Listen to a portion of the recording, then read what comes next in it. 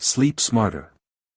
21 proven tips to sleep your way to a better body, better health, bigger success. Introduction.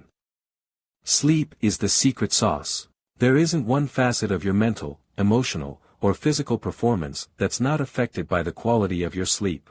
The big challenge is that in our fast-paced world today, millions of people are chronically sleep-deprived and suffering the deleterious effects of getting low-quality sleep. The consequences of sleep deprivation aren't pretty either. Try immune system failure, diabetes, cancer, obesity, depression, and memory loss just to name a few. Most people don't realize that their continuous sleep problems are also a catalyst for the diseases and appearance issues they're struggling with. Studies have shown that just one night of sleep deprivation can make you as insulin-resistant as a type 2 diabetic.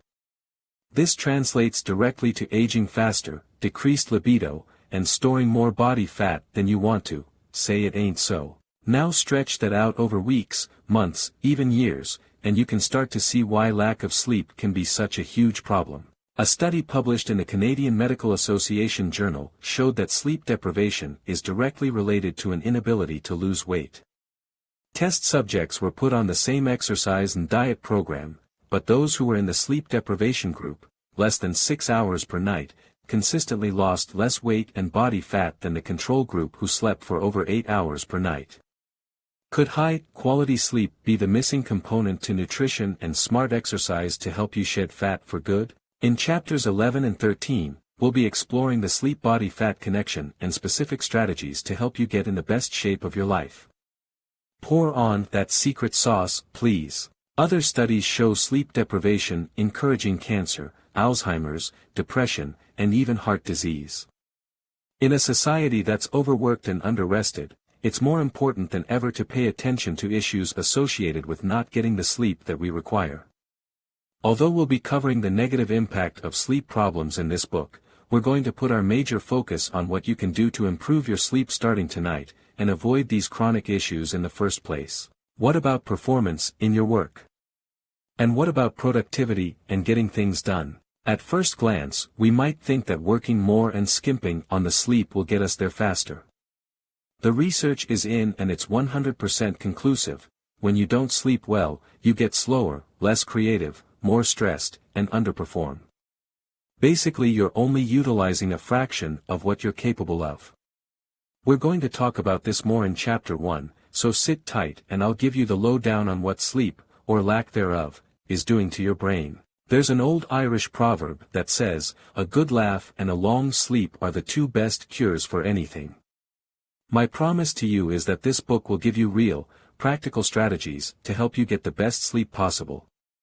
You'll laugh, you'll think, you'll plan, you'll put things into action, and you'll see your life transformed as a result of it.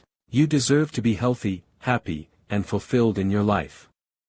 Getting great sleep is a huge component of this, and this book is the key to helping you get there.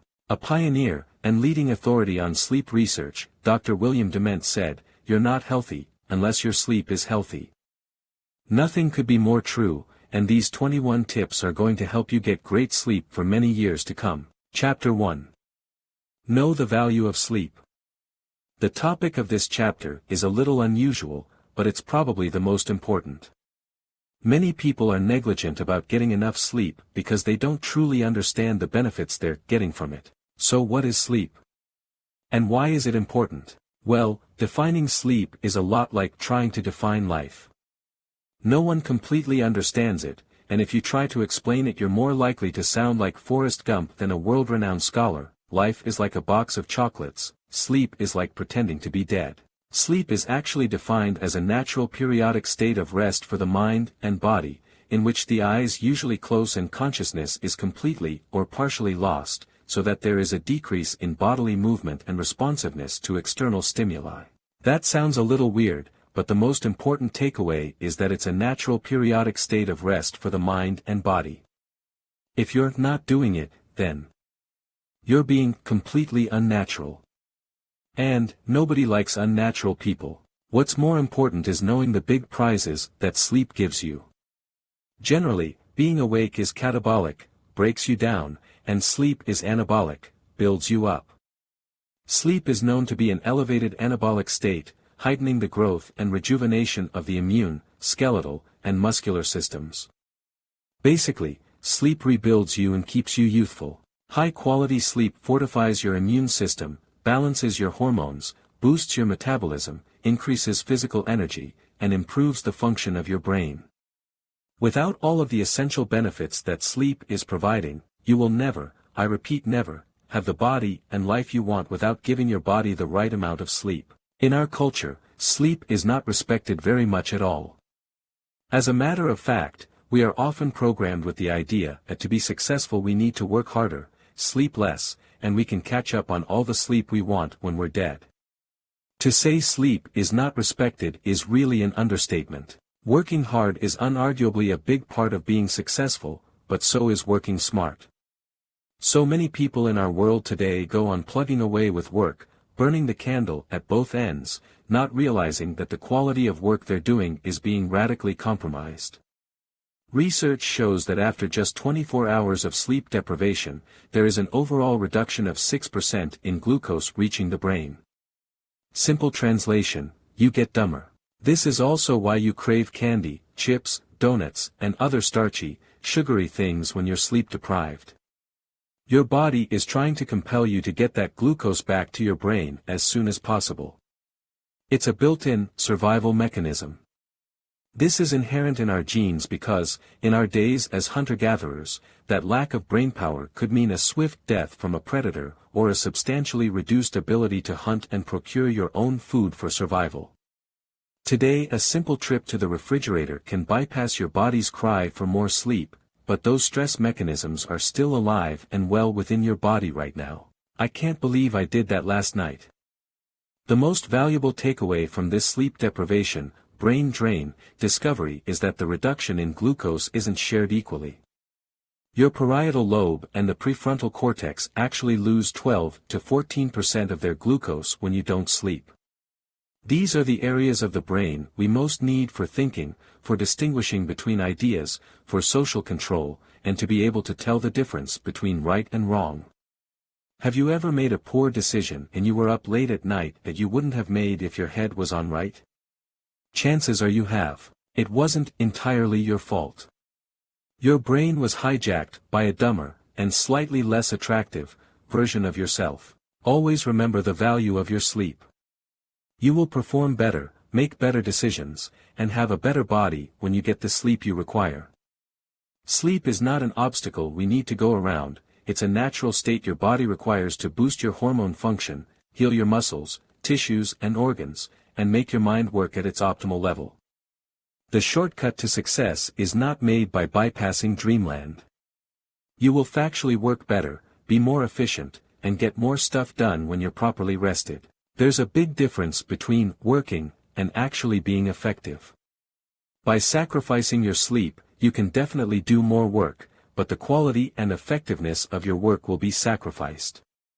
A physician study published in The Lancet proved that sleep-deprived individuals took 14% longer to complete a task, and made 20% more errors than individuals who were well rested. Structure your time to get more sleep first and you'll be able to get your work done faster and more effectively than if you zombie walked your way through it. Sleep Power Tip. When you know you've got a big task, project, or event coming up, pull out a calendar and plan ahead how you can get your ideal number of sleep hours in. Oftentimes it's as simple as setting up a schedule. But, people overlook it because, well, it's just too easy. If it's important to you, you'll schedule it. Stick to that schedule as well as you can, and know that you will get the work done better and faster if you're more rested. We usually sacrifice our sleep to cram in more work because we didn't plan efficiently. And as the wise Benjamin Franklin said, by failing to prepare, you are preparing to fail. Chapter 2. Get more sunlight during the day. It may sound counterintuitive that getting more sunlight during the day can help you sleep better at night, but science has proven that this is precisely the case. Your body's sleep cycle, or circadian timing system, is not just some airy-fairy thing. This is a real, built-in, 24-hour clock that's not that much different from the clock on your cell phone or wristwatch. Your circadian timing system is regulated by the suprachiasmatic nucleus, a small group of nerve cells found in the hypothalamus in your brain. The hypothalamus is considered to be the master gland of your body's hormonal system. It controls your body's hunger, thirst, fatigue, body temperature, and sleep cycles by acting as a master clock. So, now you know, when it comes to sleep, you've got to literally have your head in the game. Now, how does morning light improve sleep? Light actually signals your hypothalamus and all corresponding organs and glands to be alert and wake up. That light exposure, specifically sunlight exposure, triggers your body to produce optimal levels of daytime hormones and regulates your biological clock. Too little light exposure during the day, and too much light exposure in the evening will negatively impact your ability to sleep well at night. One of the most vital hormones affected by light exposure is the powerful antioxidant hormone melatonin. Melatonin is produced by the pineal gland in your brain, and it sends signals to create the best environment in your body for sleep. It's secreted naturally as it gets darker outside, but we can really screw it up if we don't get the right light exposure at the right time. Melatonin isn't the sleep hormone, but it can definitely be considered the get good sleep hormone. Some researchers believe that melatonin is related to aging. For instance, young children have the highest levels of nighttime melatonin production, but it gradually declines as we age. Melatonin is associated with being young and vital, but it diminishes as the years pass by. Is this simply how it has to be, or is it something we cause by not honoring our sleep cycles? Remember, the production and secretion of melatonin is heavily affected by light exposure. Sunlight provides the natural spectrum of light that we need to help coordinate the cycle of melatonin production. Simply put, when you get more sunlight exposure during the day, and less light exposure at night, you're on your way to a magic sleep formula that really works. Now, how do we apply this when millions of us are certified desk jockeys and cooped up in our offices all day long? And, how much does it matter anyway? A recent study focused on sleep quality of day shift workers revealed some shocking results. When compared to office workers who have direct access to windows at work, those office workers who didn't have access to windows got 173% less exposure to natural white light and as a result slept an average of 46 minutes less each night. This sleep deficit resulted in more reported physical ailments, lower vitality, and poorer sleep quality. The office workers with more light exposure tended to be more physically active, happier, and had an overall higher quality of life.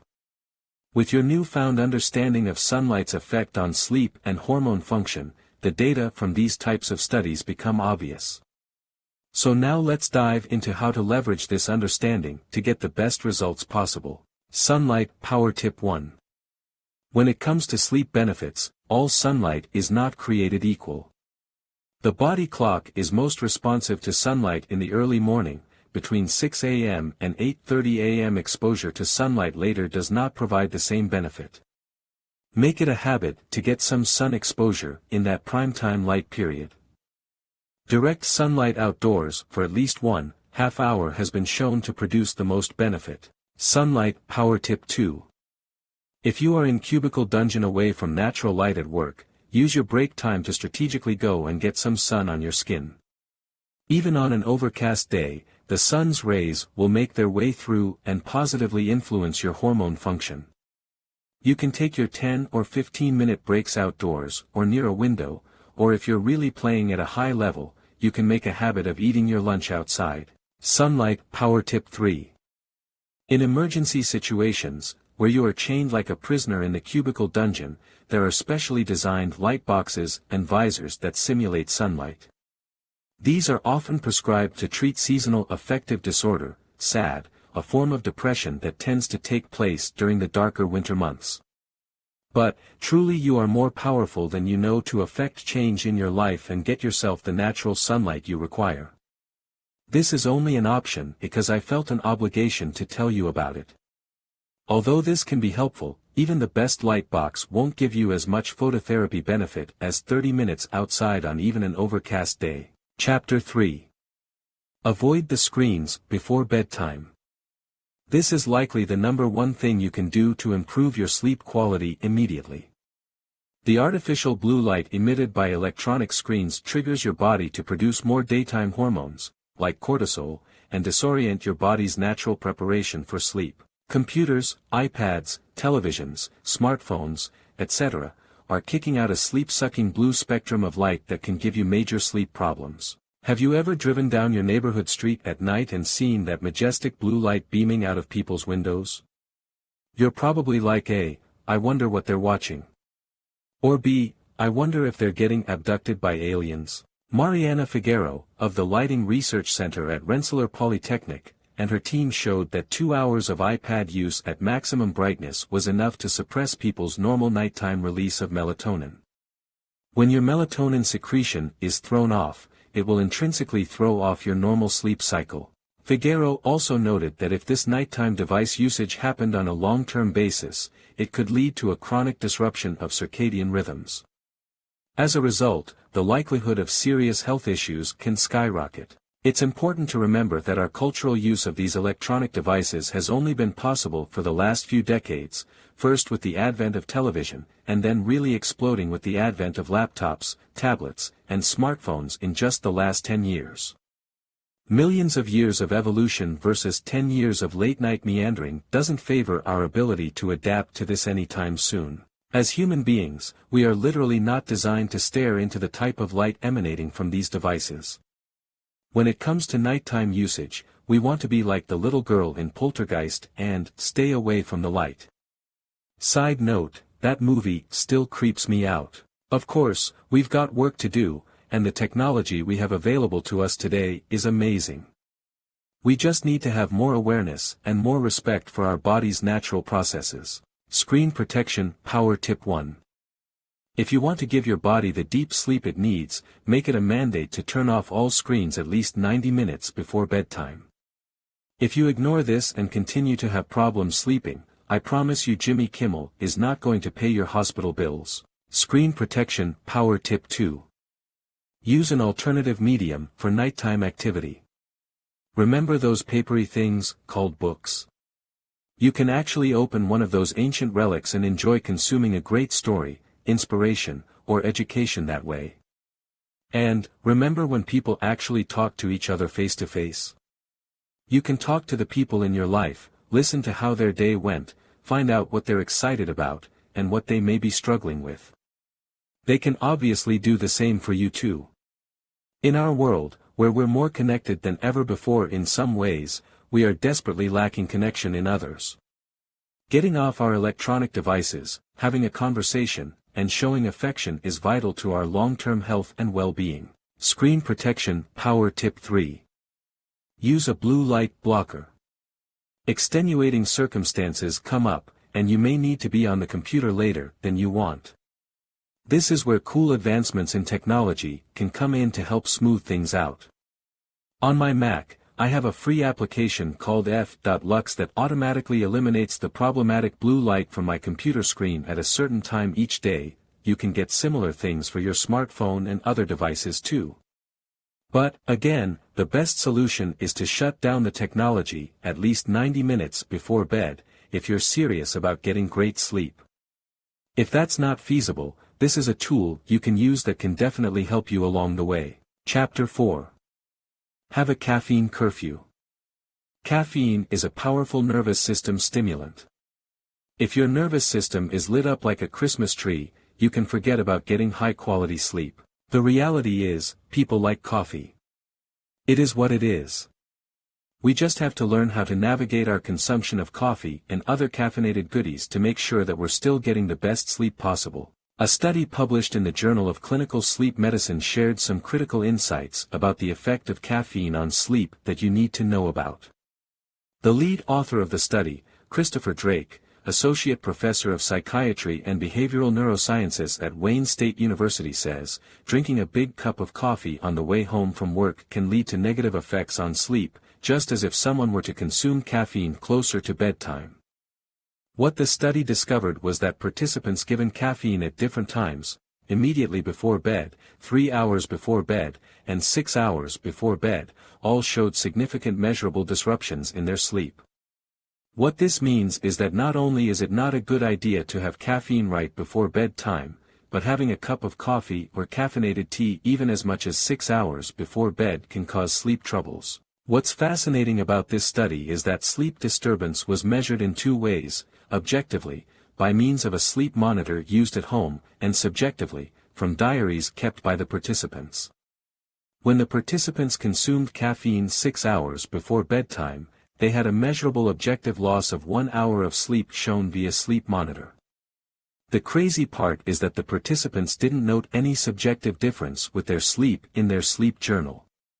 Even though they physiologically lost sleep because of the caffeine, they didn't consciously know it at first. This is how the viscous cycle of sleep deprivation gets started. Not getting enough deep sleep due to caffeine consumption inevitably makes us more tired. Being tired makes us want more caffeine. And, extra consumption of caffeine will, in turn, make our sleep problems worse. We've got to have a strategy to break this viscous cycle to ensure that we're getting the sleep our bodies deserve. Living the half-life. So here's the real deal about caffeine. First of all, the places that caffeine come from are typically delicious: coffee, chocolate, tea, etc. Not only are they tasty, but caffeine also has a natural affinity with the human body. It can really get our body and mind in a positive place. This is why caffeine can be so addictive. Caffeine doesn't give you energy in the way that most people believe. All day every day while you're awake, neurons in your brain are firing and producing a neurotransmitter byproduct known as adenosine. Please understand, adenosine is more than a simple waste product.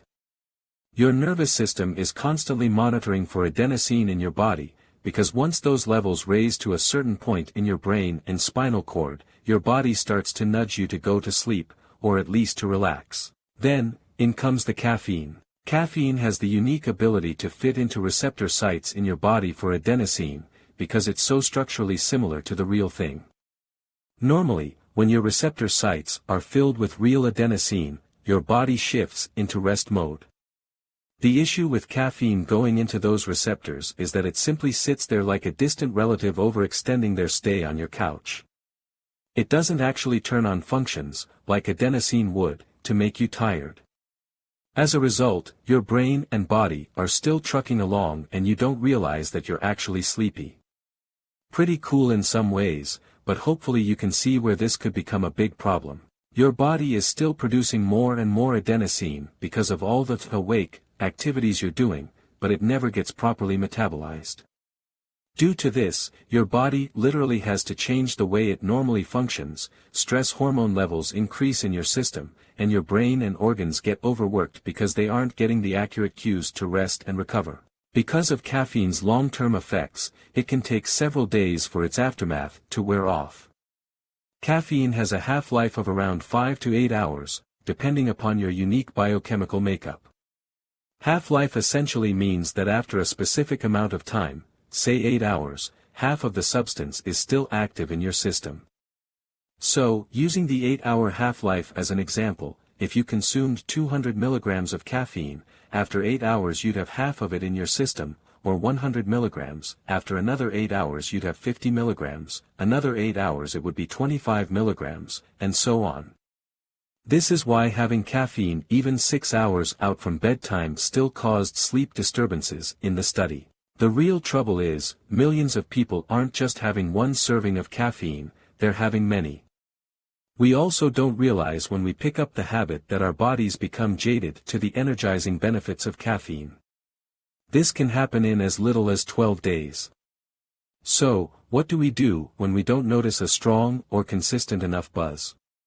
We drink more, of course. The reality is, caffeine is a powerful stimulant, and it can be a wonderfully pleasant part of our life, if we respect it as such.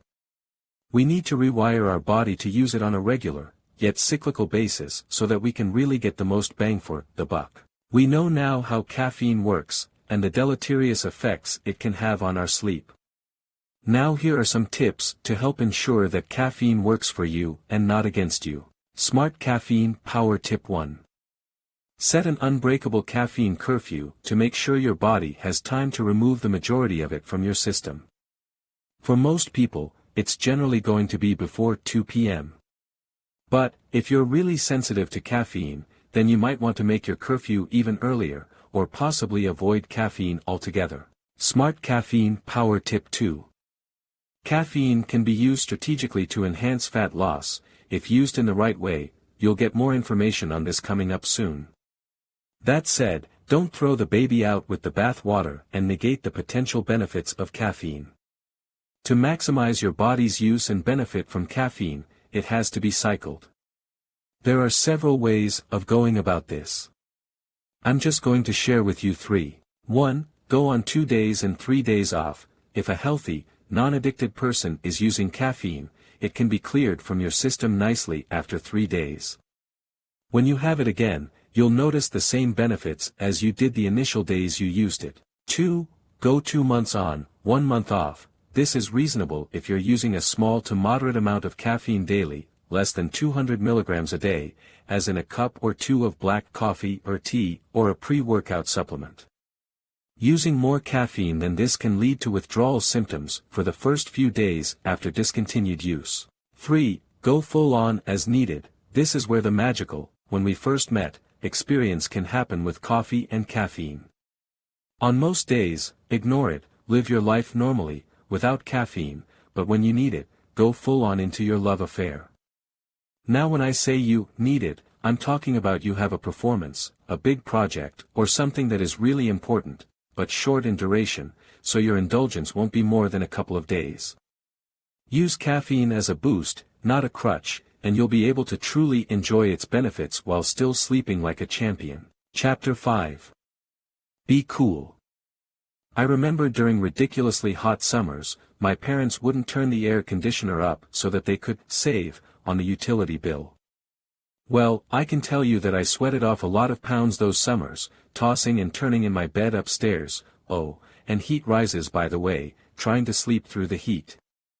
I didn't sleep well then because the temperature of our bodies have a very strong influence on our ability to sleep. Something called thermoregulation heavily influences your body's sleep cycles. When it's time for your body to rest, there is an automatic drop in your core body temperature to help initiate sleep. If the temperature in your environment stays too high, then it can be a bit of a physiological challenge for your body to get into the ideal state for restful sleep. Studies have found that the ideal room temperature for sleep is really quite cool at around 60 to 68 degrees Fahrenheit.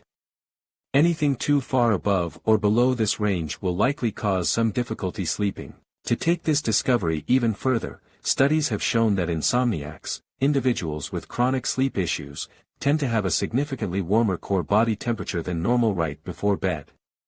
This will inherently lead to a heightened state of arousal and struggle to fall asleep while their body tries to reset its internal thermostat.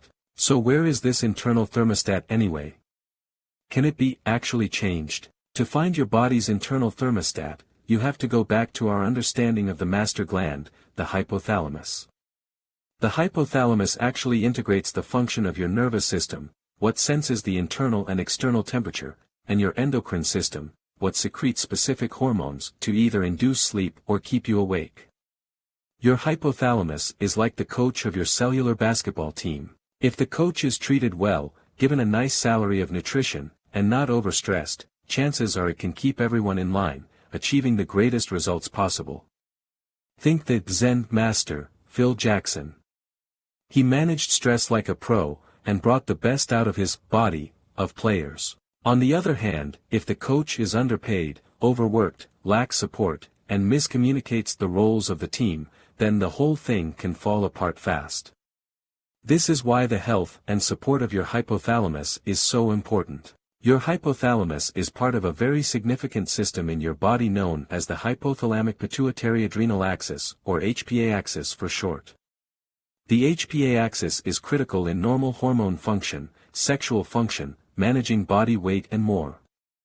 The most important takeaway here is that the HPA axis is your body's #1 system for managing stress. The previously mentioned study on insomniacs also found that the test subjects experienced greater levels of anticipatory anxiety than normal test subjects. The worry and stress over sleeping was higher, and likely contributing to the increase in core body temperature. It's not just the environment that needs to be cool, you need to be cool too, as in your mental and emotional state. Your HPA axis is dealing with the overall stress load in your life. From work, to relationships, to nutrition, to your exercise, your HPA axis is managing it all. You absolutely must have a strategy to manage stress in our high-stressed world today, or you can sleep in an igloo and still not be cool enough.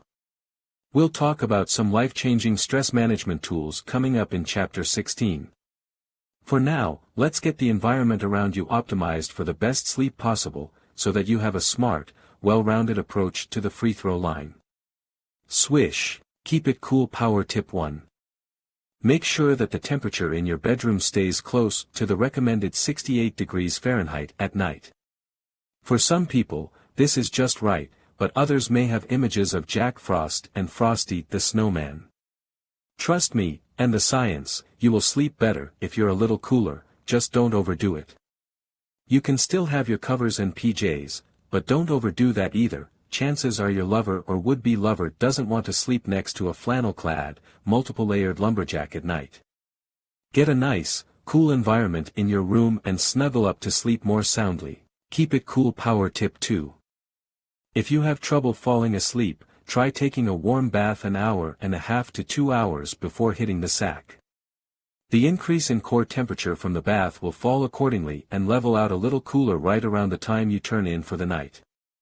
Many parents know that this is the secret sauce for having young kids fall asleep and stay asleep at night. Keep it cool. Power tip 3. Rock socks. Even though the room temperature would ideally be cooler to induce great sleep, some people can trigger sleeplessness because their extremities are too cold. This is because blood flow is the primary method of distributing heat throughout the body. If your hands and feet are too cold, it could be a sign of poor circulation. The solution: wear a pair of warm socks to bed if you need to. Some people are naturally more warm-bodied and prefer to be barefoot, so test it out, and see what works best for you. Chapter 6. Get to bed at the right time. You can literally get amplified benefits of sleep by sleeping at the right hours.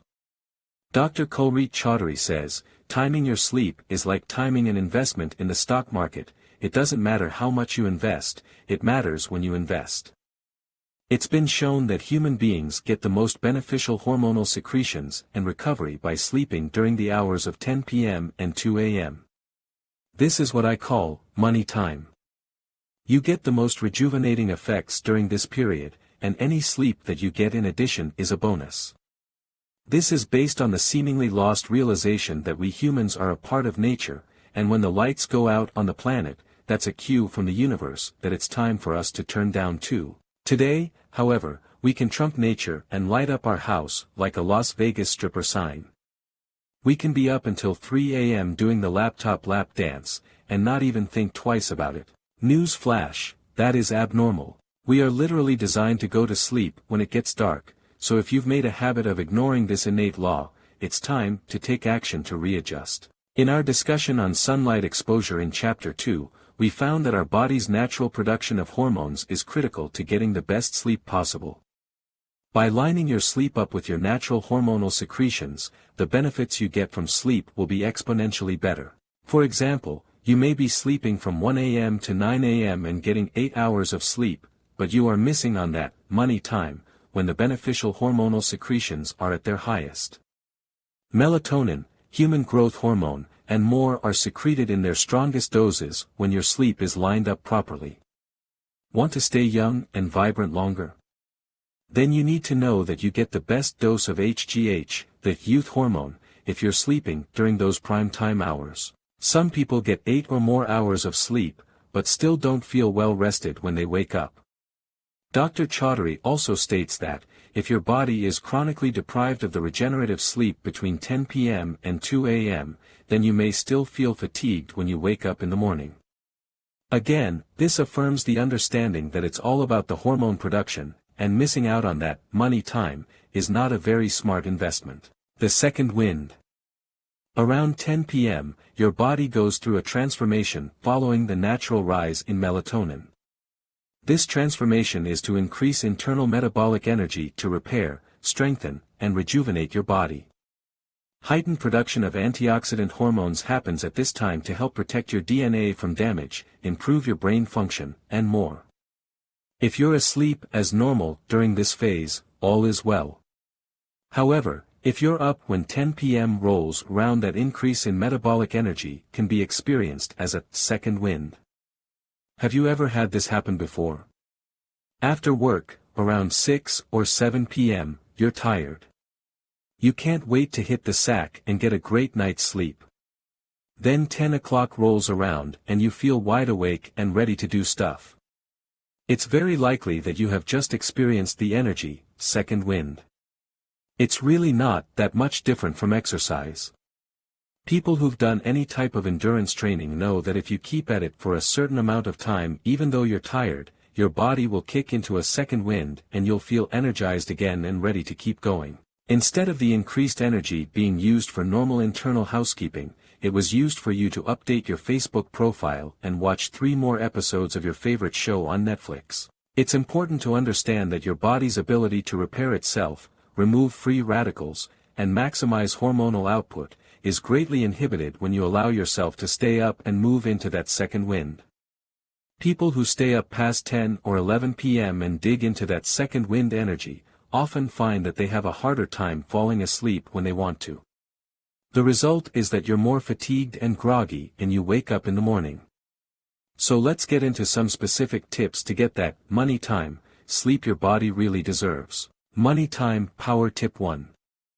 The 10 p.m. recommended bedtime isn't exact with all of the variation in time zones, daylight savings time, how far you are from the equator, time of year, etc.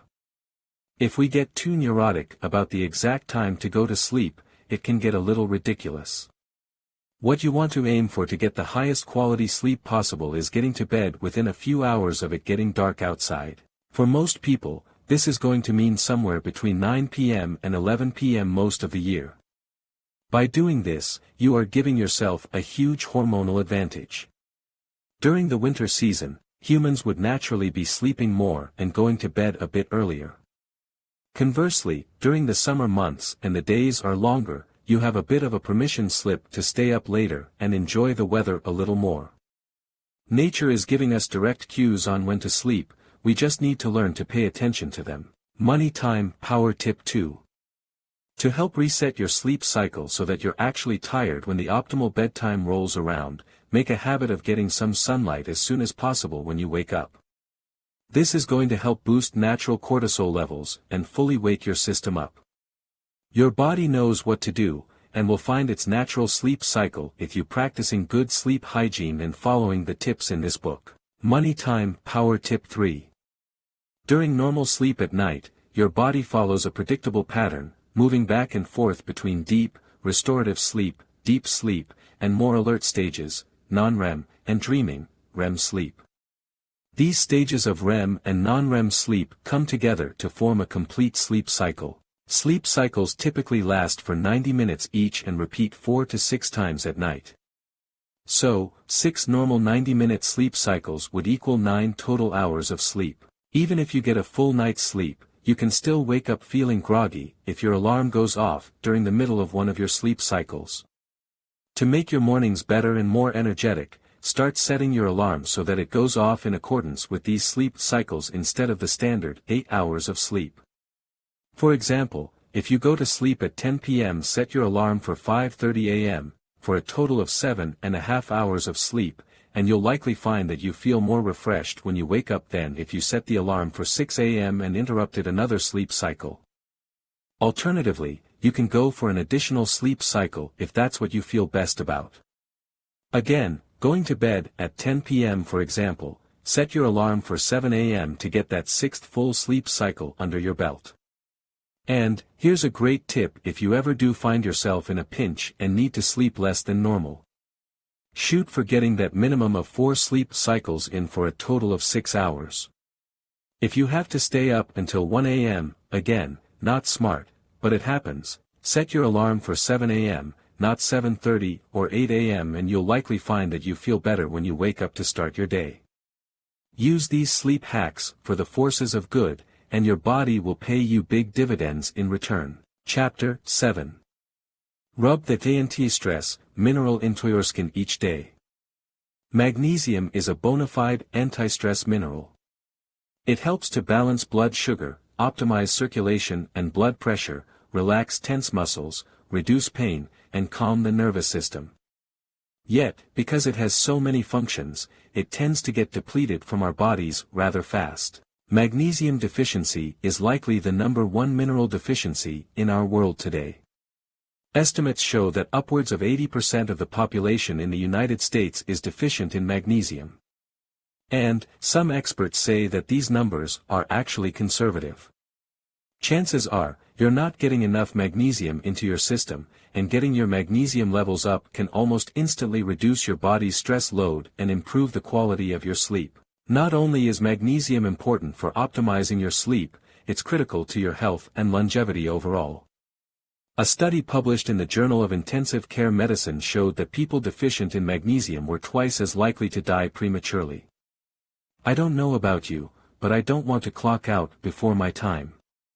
Optimizing your magnesium levels can be key to living a long, healthy life. When discussing magnesium, Dr. Mark Hyman states that, this critical mineral is actually responsible for over 300 enzyme reactions and is found in all of your tissues, but mainly in your bones, muscles, and brain. You must have it for your cells to make energy, for many different chemical pumps to work, to stabilize membranes, and to help muscles relax. Magnesium levels can be a serious problem or a serious benefit depending where you are in the spectrum. This is definitely not something to take lightly. In addition to the proven impact magnesium has on your body, research shows that one of the central symptoms of magnesium deficiency is chronic insomnia. This is valuable information to know because simply getting your magnesium levels up can have a huge impact on your sleep quality very quickly. Get it up the smart way. Supplementation may not be the best method to get your magnesium levels up. Research has shown that a large percentage of magnesium is lost in the digestive process. So, what do we typically do to compensate? Take more, of course. The problem is that taking too much of a low-budget internal magnesium supplement can have you sprinting to the bathroom faster than Usain Bolt. Magnesium actually pulls more water to your bowels, which can lead to one or many unexpected bathroom breaks. Quality is everything when it comes to your magnesium sources. High-quality supplementation can be helpful in small amounts, as well as a diet high in magnesium-rich foods. But, the most effective method of safely and effectively boosting your magnesium levels is through topical application onto your skin. The understanding that your body can absorb magnesium transdermally, through the skin, has been known for hundreds of years. Have you ever heard that taking a bath in Epsom salts was great for eliminating pain, reducing stress, and helpful for a good night's sleep? Epsom salt is actually a form of magnesium called magnesium sulfate. Today, radically better forms of topical magnesium have been developed. Things like magnesium bath flakes and standard magnesium oils are usually 20% absorbable at best. The topical magnesium that I use and that I recommend for my clients is 100% bioavailable, is 100% pure, and the stuff just flat out works. A night hardly ever goes by that I don't rub this magnesium into my skin, because I've consistently found that my sleep quality is even better when I use it. Again, because a large percentage of magnesium is lost in the digestive process, the ideal form of magnesium is transdermal from supercritical extracts. Anti-stress mineral power tip 1. Keep the magnesium infusion right by your bedside and apply it right before you hop into the covers. The best places to apply it are anywhere that you are sore. Hopefully you're following my exercise advice, covered in Chapter 11. In the center of your chest, a major chakra position aligned with your heart, one of the most magnesium-dependent organs in your body. Around your neck and shoulders, where many people carry a lot of their stress. Spray it on liberally and massage it in. 4 to 6 sprays per area is a great baseline to go with. Anti-stress mineral power tip 2. Incorporate magnesium-rich foods in your diet too. A study done by James Penland at the Human Nutrition Research Center in North Dakota found that a diet high in magnesium and low in aluminum was associated with deeper, uninterrupted sleep. Green leafy veggies, seeds like pumpkin and sesame, and superfoods like spirulina and Brazil nuts can provide very concentrated sources of magnesium for you. Chapter 8. Create a sleep sanctuary. If getting rejuvenating sleep is a high priority for you, then you need to take some essential actions to treat it as such. The bedroom should be for two things primarily. 1. Sleep, and 2, we'll get to in just a moment. Stop making your bedroom the entertainment hub of your house. And, never bring work to bed with you. Humans are creatures of habit and habitat. My 2-year-old son knows that when we go into his bedroom at night, good sleep is about to go down. He actually gets upset if he can't get into his bed to go to sleep right away. Crazy, right? If you create an environment where miscellaneous activities can take place in your sleep area, then you are not creating a neuroassociation that it's time to sleep when you go in there. You may think that you are a big, grown-up, adult, but we are all just supersized babies with the same basic programming. Bringing your office work into bed with you is one of the most offensive sleep crimes you can commit.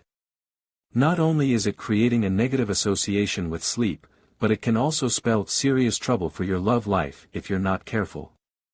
Cut the cord and don't allow work to enter your sacred relaxation space. Now, when you picture a sanctuary, what do you think of? Fresh air, flowing water, beautiful plants, and a serene environment may come to mind. The good news is that these are all things that you can recreate in your own private sleep sanctuary. Fresh air is very important.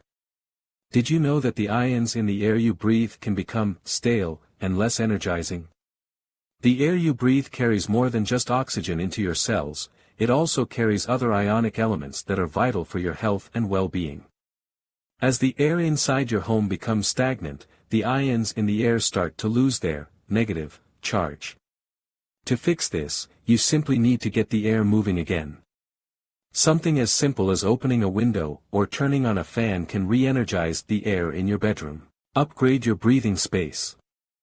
If you are in a crazy situation where you don't have a window, or it's 20 below zero outside, you can use a high-quality air ionizer to revitalize the air in your home. Negative ions are present in abundance near waterfalls, ocean surf, rivers, and mountains. Many of us have experienced breathing that fresh air in those environments and experientially know the healing benefits. You can actually simulate some of those positive effects by utilizing the right air ionizer. Negative ions impact our health in 3 significant ways. 1. They make the air more energizing by providing free electrons. 2. They oxidize odors, fungi, mold, parasites, and toxic chemical gases. 3. They bind to dust, pollen, cigarette smoke, and pet dander to form larger particles, which make them much easier to remove from your home. Air ionizers are not just good for your sleeping space, they are good for your home in general. There are several air ionizers out there on the market, so do a bit of homework to make sure that the one you choose is the right fit for you. At minimum, if you're in a situation where fresh air can't flow through your room via a window or fan during the winter months, try using a basic humidifier. Not only can this improve the air quality and help you sleep, but it can also help prevent your mucous membranes from drying out and making you more susceptible to an infection. Humidifiers bring a bit of moisture back to the air, providing that water element we'd find in a sanctuary environment. In addition, some people find that tabletop fountains, or mini waterfalls, are great for relaxing and sleeping better at night. Studies show that both your heartbeat and breathing slow down after listening to running water. Obviously, I'm not talking about the drip from a leaky faucet, but the sound of running water can have an impressive effect on people who have a history of sleep problems. Garden of Eden. One of the things synonymous with paradise is plant life. There are so many great benefits that you can get from having plants in your home that it's just too much to ignore. Now, you don't have to have plants dominating your crib like Little Shop of Horrors, but having an intelligently chosen houseplant or two can really do wonders. Take the English ivy for example. NASA listed it as the #1 air-filtering houseplant. It has an unmatched ability to absorb formaldehyde, a known neurotoxin, which most of us are exposed to in our highly industrialized world today. It's incredibly easy to grow and it's adaptable. You can have it as a hanging or a floor plant, and it requires moderate temperatures and medium sunlight. Another great plant for your sleep sanctuary is the perennial snake plant. It doesn't require much light or water to thrive. What's most impressive about it is that it absorbs carbon dioxide and releases oxygen during the night, while most plants do this during the day, so it's the perfect plant to keep in your bedroom for an air quality boost. Not to be negated, the sight and smell of certain plants also having calming effects on the human body. Take the viney plant, jasmine, for example. According to a study by the Wheeling Jesuit University, jasmine has a positive effect on the quality of sleep one gets, decreasing anxiety and improving the attitude one has after waking up.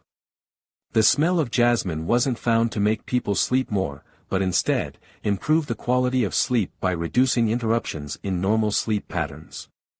Though jasmine hasn't been a traditional houseplant, it's now starting to grow in popularity.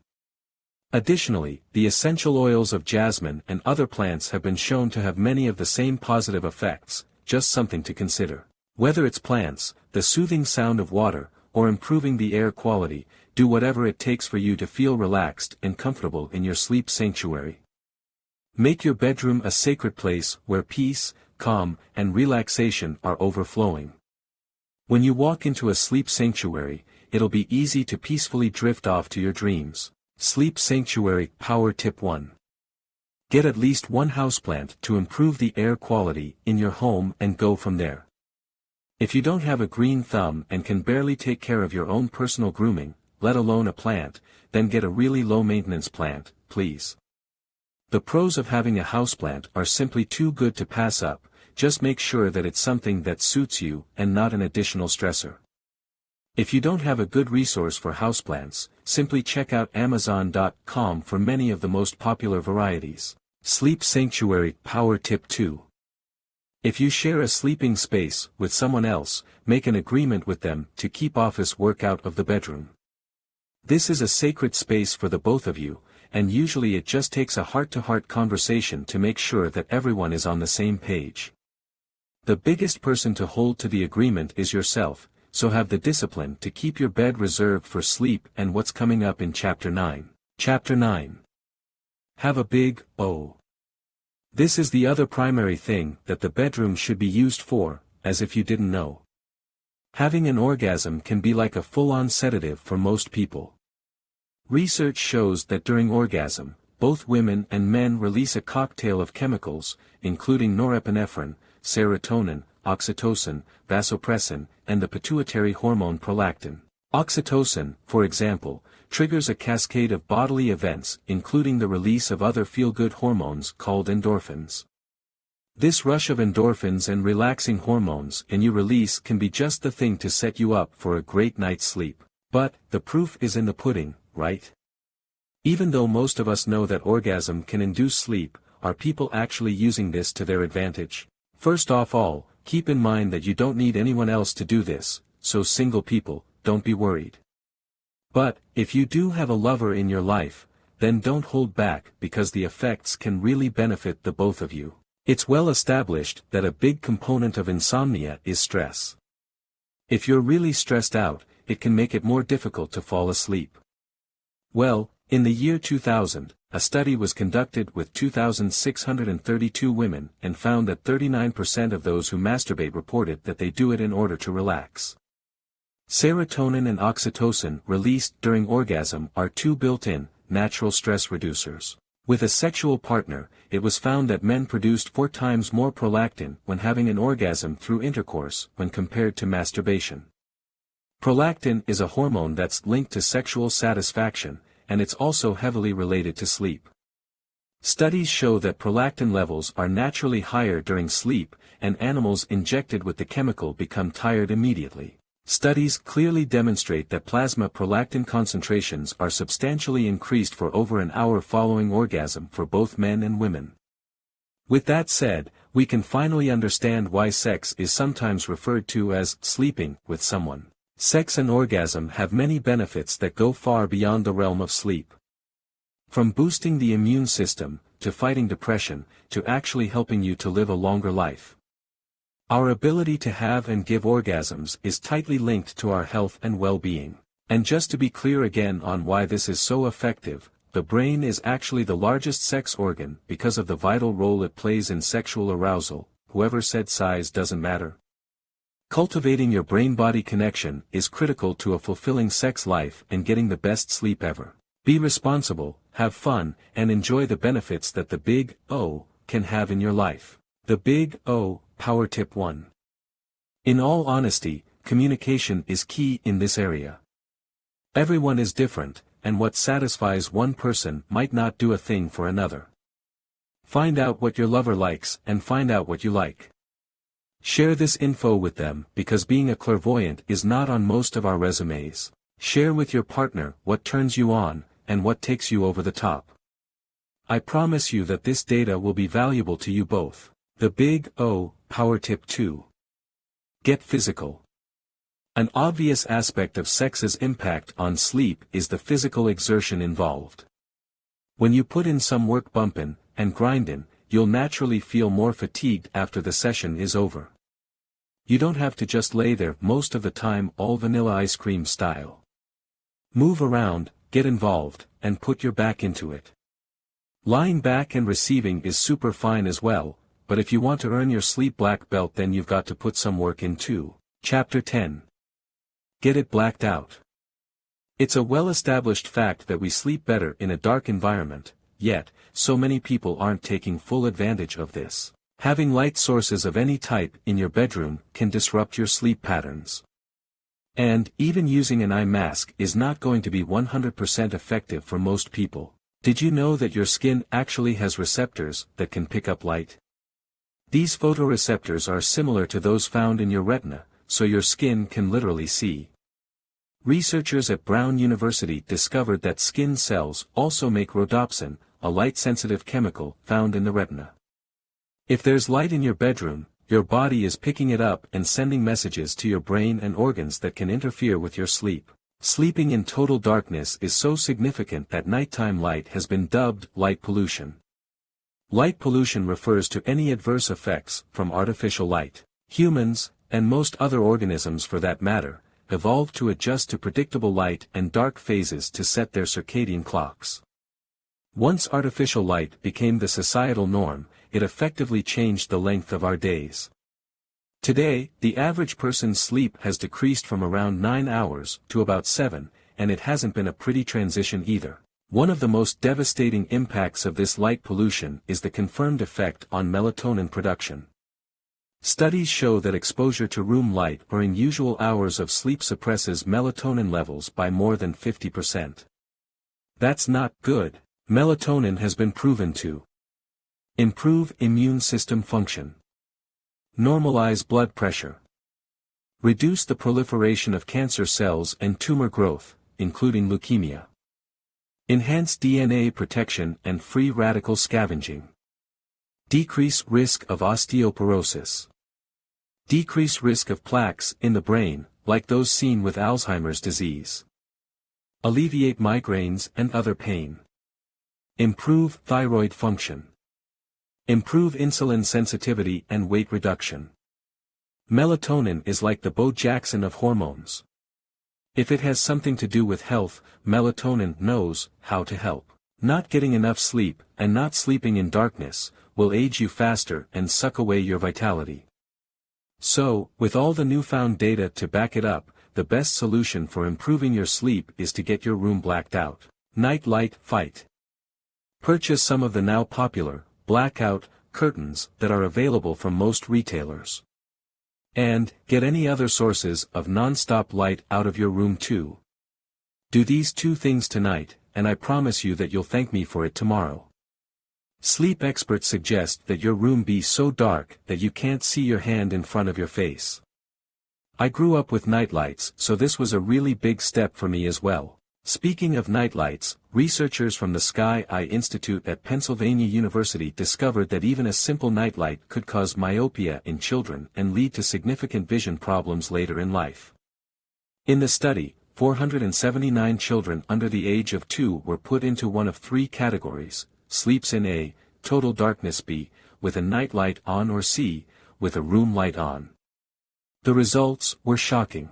The researchers found that 10% of children who slept in the dark ended up being short-sighted, while 34% of the children who slept with a nightlight and 55% of the children who slept in a lightened room developed short-sightedness. Though the study didn't account for every variable possible, it's definitely something to consider.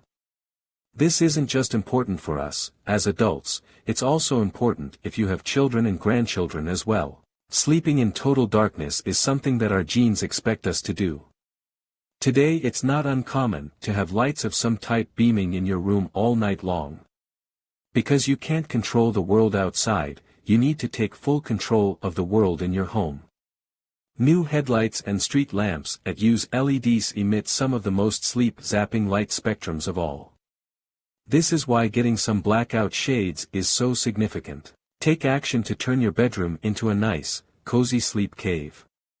Personally, this is the one thing that instantly had a beneficial impact on my sleep.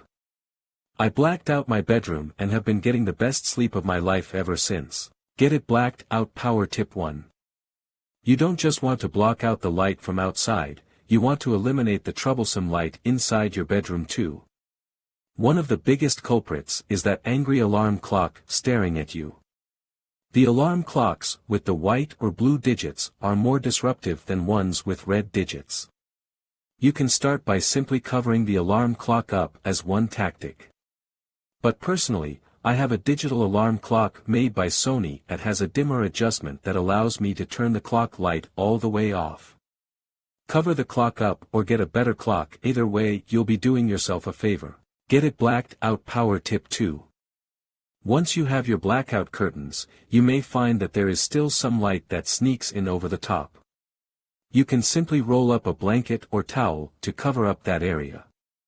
Dr. Eric Merkula recommends that, even during the midday sun, your room will be pitch black when you go in there. There shouldn't be any light sneaking in there unless you want it to. Getting rid of the light pollution in your bedroom is a huge key to getting the most peaceful and rejuvenating sleep possible. Chapter 11. Train hard, but smart. Exercise is often considered a virtual fountain of youth if used in the right way. Muscle, for example, is a reservoir for anti-aging hormones that help to protect your DNA from oxidation. The research shows that you can stay younger, longer if you have more lean muscle on your body. How does exercise relate to sleep? Well, the two go together like peanut butter and jelly. You actually don't get in shape at the gym while you're exercising. You're literally tearing down your body while working out, increasing inflammatory biomarkers and creating thousands of micro-tears in your muscle fibers. When you leave the gym, you're actually in worse shape than when you came in. The secret is that your body transforms from your workout while you're asleep. This is when your body releases all of the beneficial hormones and elicits repair programs to build you up better than before. You just exposed yourself to a significant healthy stressor with a workout, but you only get the reward if you properly rest and recover. The big issue for many people is that they are turning this healthy stressor into an unhealthy stressor. Add exercise to the already big list of work issues, family issues, unpaid bills, poor diet, mental and emotional struggles, etc., and this creates what's known as your overall stress load. Your stress load is the compilation of stress in your life. Stress doesn't have to be bad, but when you put yourself under too much you can break down. Exercise can be amazing for you. As a matter of fact, it's essential to being the healthiest version of yourself. You get so many positive benefits from improving insulin sensitivity, to boosting healthy hormone function, to enhancing your metabolism. But, when it's placed on top of an already overwhelming stress load, it can lead to some significant problems. It's not so much the exercise itself, but the when and how the exercise is done. To optimize your sleep, and thus, optimize your results from exercise, you've got to utilize a few principles when it comes to working out. Night time is not the right time. A recent study at Appalachian State University found that morning workouts are ideal if you want to get the best sleep at night. Researchers tracked the sleep patterns of participants who worked out at 3 different times, 7 a.m., 1 p.m., or 7 p.m. What they discovered was that people who exercised at 7 a.m. slept longer and had a deeper sleep cycle than the other two groups. In fact, the morning exercisers had up to 75% more time in the reparative, deep sleep stage at night. This is so impressive, and a huge leverage point if you're interested in a longer life and a better body. This may be counterintuitive for people who believe that you can fall asleep faster after going through a tough workout. One of the big issues with working out late in the evening is that it significantly raises your core body temperature, and it can take upwards of 5 to 6 hours for it to come down again. As we discussed in Chapter 5, your body goes through a process called thermoregulation to lower your core temperature to create the optimal environment for sleep. By artificially raising your core temperature with a workout too close to bedtime, you can prevent yourself from getting the best sleep possible. But, no need to be worried if you choose to work out later in the day. It's been found that when your core temperature comes down after exercise, it actually goes a little bit lower than it normally would. So, if you time things up intelligently, this can be money when it comes to getting the best sleep. Exercising in the late afternoon/early evening is a great idea from a thermoregulation perspective. If you work out at 4:30 p.m., for example, it can set you up nicely to hit the hay at 10 p.m. The stress hormones secreted from your workout have subsided, your parasympathetic nervous system, the rest and digest system, has had time to take over, and your core temperature has dropped down to set the optimal internal environment for sleepy time. If you had to pick a time, morning is the best and it comes to sleep, early evening can provide some benefit, if you time things right, and smack dab in the afternoon showed little to no benefit at all. Exercise and movement is important no matter and you do it, but we have natural hormonal cycles that we need to honor if we're going to get the most from it. As you can see from the previous chart, we have a big spike of cortisol in the early morning that is for the sole purpose of us doing activity. It gradually drops during the day and bottoms out when it's our natural time to get to sleep. Working out at 1 o'clock in the morning is cute for a Facebook status to show your dedication, but it's plumb dumb when it comes to protecting your mind and body from the deleterious effects of stress. And, it's not just about staying up late and working out in the evening, it's also foolish to interrupt your sleep to get up at 3 a.m. to go trudge along on the treadmill. Your natural hormone cycles are not designed to be up at those hours going hard in the gym. Take full advantage of this knowledge and structure your life in a way that you exercise at the best time to have the body and health you deserve. You have more power in this than you think. Remember, we are not just products of our environment, we are creators of our environment. Insane in the membrane. I had a client a few years back that moved here from France to go to college. He came to work with me in the gym and had some very specific physical goals that he wanted to accomplish. After doing an analysis, I found out that he had been suffering from a sleeping disorder for about 8 years. He typically didn't sleep more than 4 hours a night, and he was diagnosed with clinical insomnia. I can tell you, it was written all over his face and body. I said to him, I can kick your butt all day in the gym, but you'll never get the body you want until you get this sleep component in order. He was reluctant to focus on it because it had been so difficult for him in the past, but he agreed to try a few of my suggestions, and the rest, as the French say, was history. Instead of the long-duration cardio he used to do, I banned him from cardio temporarily. We focused on heavy, superset-style strength training. His workouts were short, but intense, and within days everything changed. He came in to see me about a week after he started training with me and said, I don't know what you did, but I slept like a baby. Remember, it was a French accent. This was quite transformative for him, and his life was changed forever. Number 1, I made sure that he didn't train after 5 p.m., we'll call that Captain Obvious. Number 2, I made sure that he avoided long-duration catabolic exercise that could potentially overload his endocrine and nervous systems. Conventional moderate-pace jogging is the mother of all long-duration catabolic exercise. You're keeping your sympathetic nervous system firing continuously for the 30 minutes or so that you're jogging, plus all of the stress hormones you secrete don't get a chance to be broken down and eliminated, they build up in your body like a balloon being filled with too much water. Can running be good for you? Absolutely. But, it comes with some important caveats. We've been misled to believe that cardio, in the form of jogging for long time periods, is the ideal way to lose fat. The reality is that nothing could be further from the truth. Running for long distances can radically increase muscle loss through a process called gluconeogenesis. Muscle is your body's fat-burning machinery, and if you lose it by running too much, you will depress your metabolism and find that if you don't keep running you'll start getting fat very quickly. You and Forrest Gump can keep on running, but I'm going to go ahead and sit this one out. Bottom line, you don't need to run for long time periods to lose fat. Thinking that is like thinking unicorns exist. The biggest caveat is that you should do long-distance running only if you truly love it. If the purpose of your running is not for fat loss, but instead, it's meditative and something that you just enjoy, then go for it. Just be aware and be smart about it, and make sure that you do some of the other stuff you're about to learn. Quality over quantity. To get the best hormonal response, you need to lift heavy weights. This will trigger your body to secrete more anabolic hormones that will enable you to feel better, look better, and sleep better. Most men have no issues with this, but many women still have the idea that lifting heavy weights will make them bulky. The reality is that most men who lift weights like crazy struggle to put on size, and they have better genetics for it.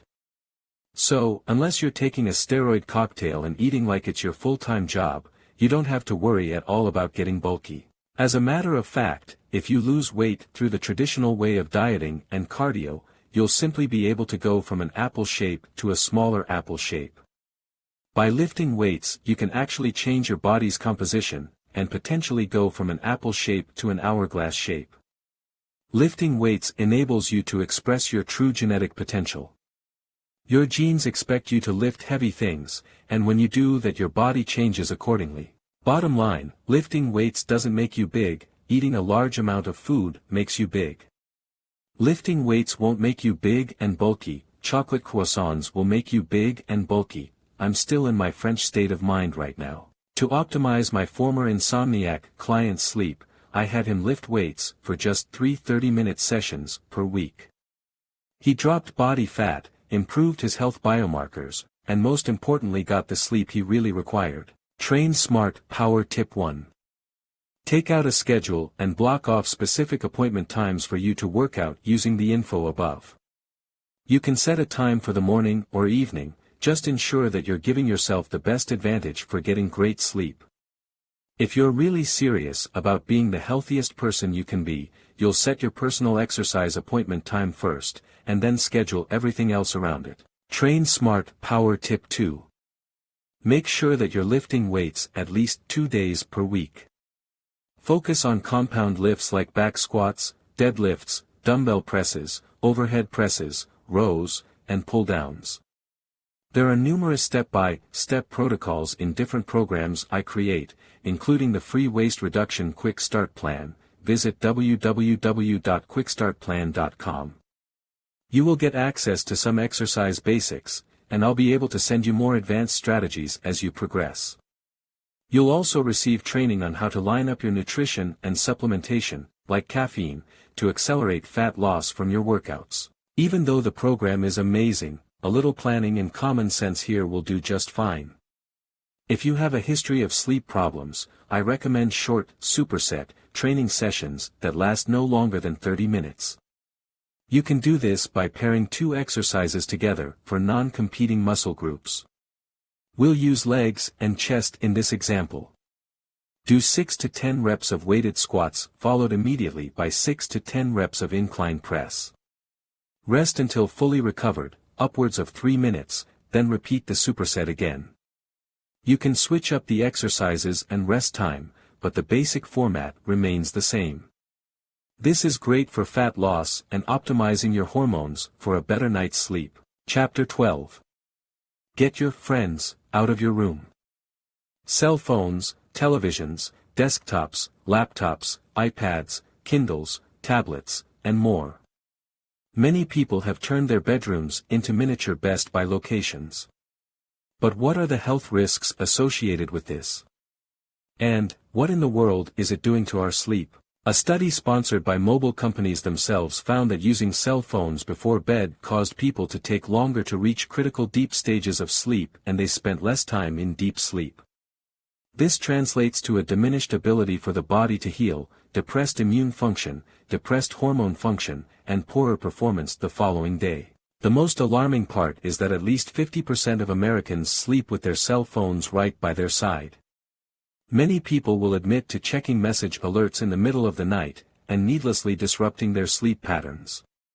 Plus, many more will admit that the first thing they do is reach for their cell phone as soon as they wake up each day. Our attention is enormously valuable, and how you begin and end your day has a huge impact on the results in your life. Starting the day checking emails and messages on your phone immediately puts others' priorities ahead of yours.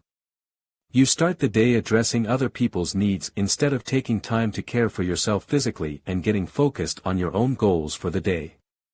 You are, in essence, saying, I know I have things that I want to accomplish, but I would much rather try to take care of them last when I'm stressed out of time, and out of energy. Ending your day by kissing your cell phone goodnight and laying it by your side is another surefire way to set yourself up for failure. Your thoughts are lingering on your last interaction on your phone and not your goals.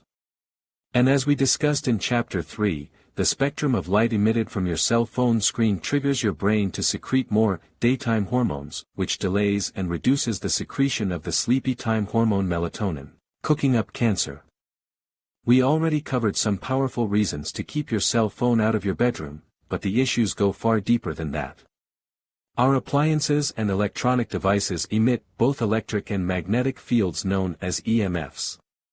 Electric fields are easily blocked by walls and other objects, but magnetic fields can pass through walls, buildings, and the human body with ease. EMFs have been found to cause disruption in communication between the cells in our bodies. Take a look at these two words and tell me what the difference is. Eat. Fat. If you've got a keen eye, you'll notice that the only difference is the one line at the bottom of the key. One line, one piece of data, caused an entirely different end result. Cellular communication within the body is just like this. If the wrong information is communicated amongst the upwards of 100 trillion cells you have, autoimmune diseases can manifest, hormones can be thrown out of whack, and even cancer cells can show their ugly faces. EMFs from our common electronic friends have been linked to leukemia, brain tumors, and breast cancer, along with several other serious issues. So, what about cell phone EMFs? The World Health Organization has now classified cell phone radiation as a Class B carcinogen. Dr. Siegel Sadetsky testified at a U.S. Senate hearing that cell phones were identified as a contributor to salivary gland tumors. The report states that your risk of getting a parotid tumor on the same side of your head that you use for listening to the cell phone increases by 34% if you are a regular cell phone user and have used a mobile phone for 5 years, 58% if you had more than about 5,500 calls in your lifetime, 49% if you have spoken on the phone for more than 266.3 hours during your lifetime. Still not convinced yet? The results on children are far worse.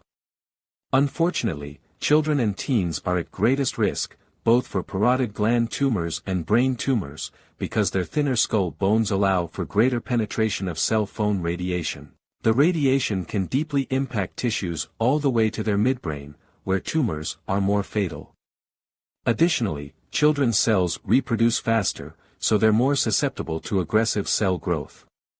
The biggest issue today is that kids face longer lifetime exposure. I remember a time very clearly when cell phones didn't exist, whereas countless people alive today were born into the widespread use of cell phones. According to Professor Lennart Hardell of Sweden, people who begin using cell phones heavily as teenagers have 4 to 5 times more brain cancer as young adults. Moral of the story here: don't keep cell phones around your body needlessly, and communicate this to the young people in your life as well. And, knowing these effects, why in the world would you sleep with your cell phone near you all night long? People hang on to their phones and electronic devices like they are their best friends in the world. They act like they're going to fall out and die if they don't have their cell phone within texting distance. Trust me, you'll live, and if you don't pay attention to this, all the rest of your years are not going to be very fun. Get the electronics out of your bedroom. If sleep is important to you, then you'll do this. If being healthy and not having a chronic disease is important to you, then you'll do this. Television, laptops, cell phones, all of these things are kicking out radiation that is disrupting your sleep. Have your entertainment in the entertainment area of your home. Keep your bedroom reserved for sleep and sex. Numerous studies have confirmed that watching television before bed disrupts your sleep cycle. It might seem like a mundane activity to sit back and watch TV in your bed, but parts of your brain are being set off like fireworks. You're actually putting a stressor on your brain and body, especially if it's time to be winding down for bed. Data shows that children with televisions in their bedroom score lower on school tests and are more likely to have sleep problems. And, to top it all off, having a TV in the bedroom is associated with a greater risk of obesity. What about for mama and papa? Couples who keep a TV in their bedroom have sex half as often as those who don't. This is the part of the book where some people smack themselves then go and get the television out of their bedroom. More and better sex should be reason enough for most people. I'll bet that after the world discovers this data, you'll be shocked if you see a television in a bedroom from then on. You'll walk into someone's bedroom, see a TV, then put your hand over your chest as you gasp and say, "Really? People still watch TV in bed?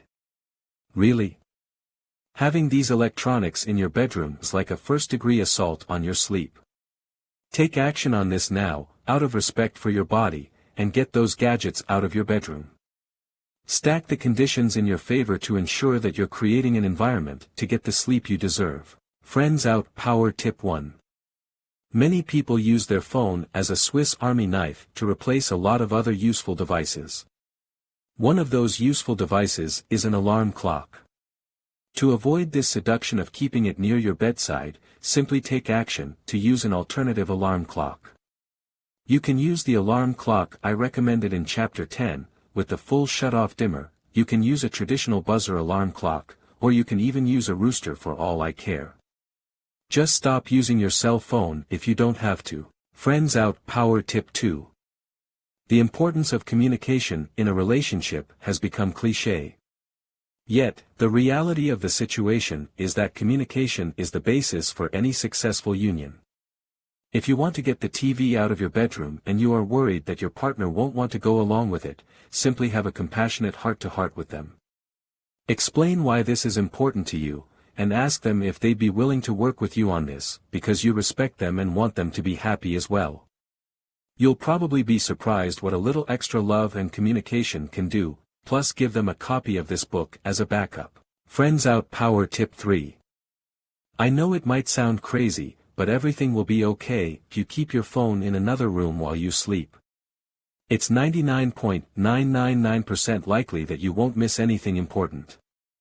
But, you will radically improve your sleep quality if you're not allowing your cell phone's notifications and radiation to disrupt your valuable sleep.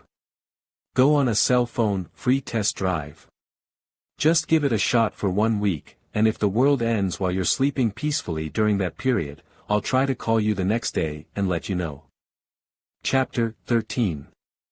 Lose weight and don't find it again.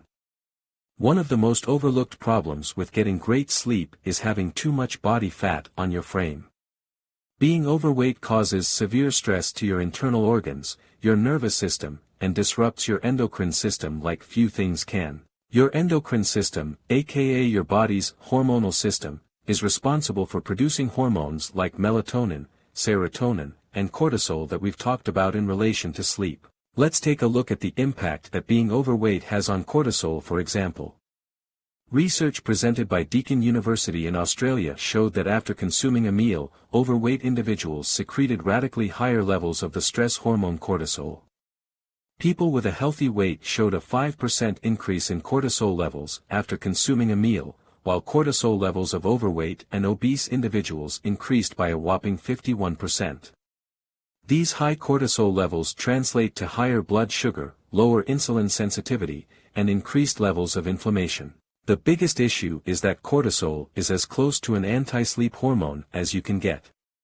Having higher levels of these stress hormones in your body will inherently damage normal function, no matter what time of day the meal is eaten. To know that each time you eat a meal that your stress hormones are shooting through the roof is scary. This is one of the most important reasons to get the weight off, because it's killing you softly like that old Fugees song. One of the more obvious issues that being overweight can have on sleep quality is sleep apnea. The term sleep apnea refers to a sleep disorder characterized by pauses in breathing or infrequent breathing during sleep.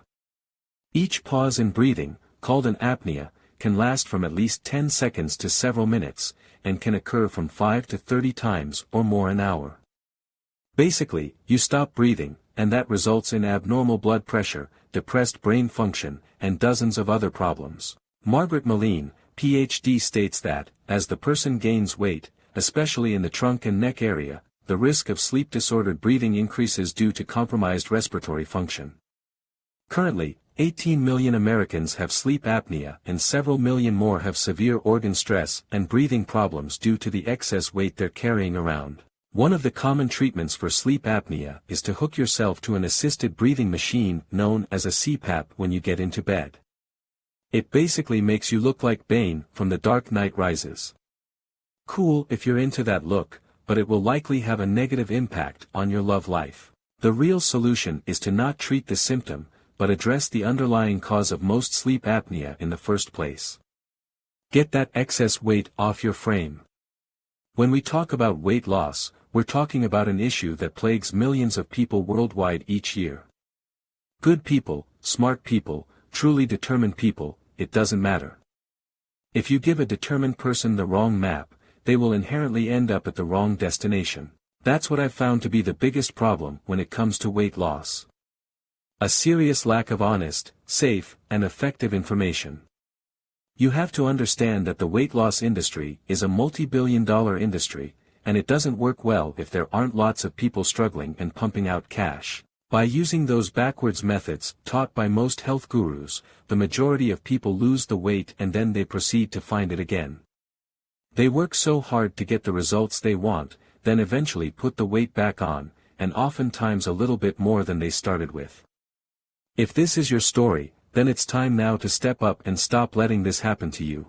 I'm about to make this so easy that chances are you'll take it for granted. I've helped people lose thousands of pounds collectively and keep it off long term. What I'm going to share with you works. But, you've got to make the decision to implement it. The lowdown. If you're focusing on cutting calories to lose weight, then you might as well go and buy yourself some larger size clothes right now. Research shows that up to 70% of the weight you lose through traditional calorie restriction is coming from a loss of your lean muscle tissue.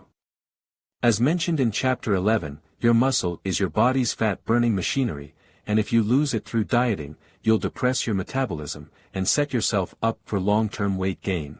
The problem is that people are thinking in terms of weight loss instead of body fat loss. You don't want to lose weight. You want to lose fat. When it comes to this, it's all about the hormones.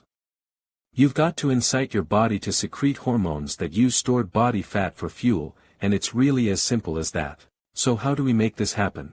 The first thing to understand is that you are either burning fat or storing fat. There is no in between. Sounds very zen, doesn't it? If you're activating hormones that store fat all the time, then you're automatically throwing yourself out of the game, even if you're carefully counting your calories. Your body's major fat-storing hormone is insulin. You may think of it only in regards to diabetes, but it's one of the most important hormones to your survival, and it can make you very fat if you don't know how to turn it off. Now comes the easy part. The number one thing that insulin reacts to is carbohydrates. This includes all starches like bread, pasta, and potatoes, refined sugar products like cakes, candy, and soda, and even healthier carbohydrates like fresh fruit. To your body, it doesn't matter. These carbs come in and insulin is turning on. To shift your body into more of a fat-burning state, you need to put more of your focus on the other two macronutrient groups, protein and fat. A study published in the Journal of Nutrition showed that increasing protein intake led to enhanced weight loss and improved blood fat levels. And a study in the New England Journal of Medicine split 132 people, many of which had metabolic syndrome or type 2 diabetes, into either a low-carb group or a low dietary fat group for 6 months. The low-carb group lost an average of 12.8 pounds, while the low-fat group lost only 4.2 pounds. The lower carb, higher dietary fat group literally lost 3 times as much weight. It's not about having a low-carb diet necessarily, it's about having a better ratio of all 3 macronutrient groups for you and your unique metabolism. This seems pretty simple, right? So why aren't people doing this? I was there on the front lines. I was sitting in the nutrition classes in college and being told repeatedly by my professors that we need to eat less fat and more carbohydrates to be healthy and maintain a healthy weight. You heard that right. They told me to have my clients do the exact opposite thing of what actually works. Side note, my professors were overweight, as are many dietitians who follow that advice. If they're not overweight, they're usually struggling mightily with it, and keeping their own health and weight issues to themselves. The political reasons of why they promote this are not as important as you getting this information and using it to your advantage right now. By eating a higher ratio of protein and healthy fats, you'll enable your pancreas to produce more glucagon instead of insulin. Glucagon triggers the breakdown of stored fatty acids for fuel, and is essential to utilize if fat loss is your goal. I want to keep this on the topic of sleep as much as possible, so I'm not going to get into too much more detail here.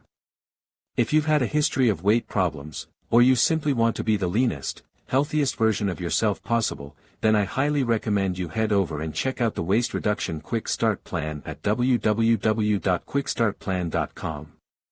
From there I'll be able to send you additional training, complete with nutrition and exercise strategies that can be catered to your individual needs as you progress. We are all unique, and understanding this is one of the most critical components when it comes to what works and what doesn't for weight loss.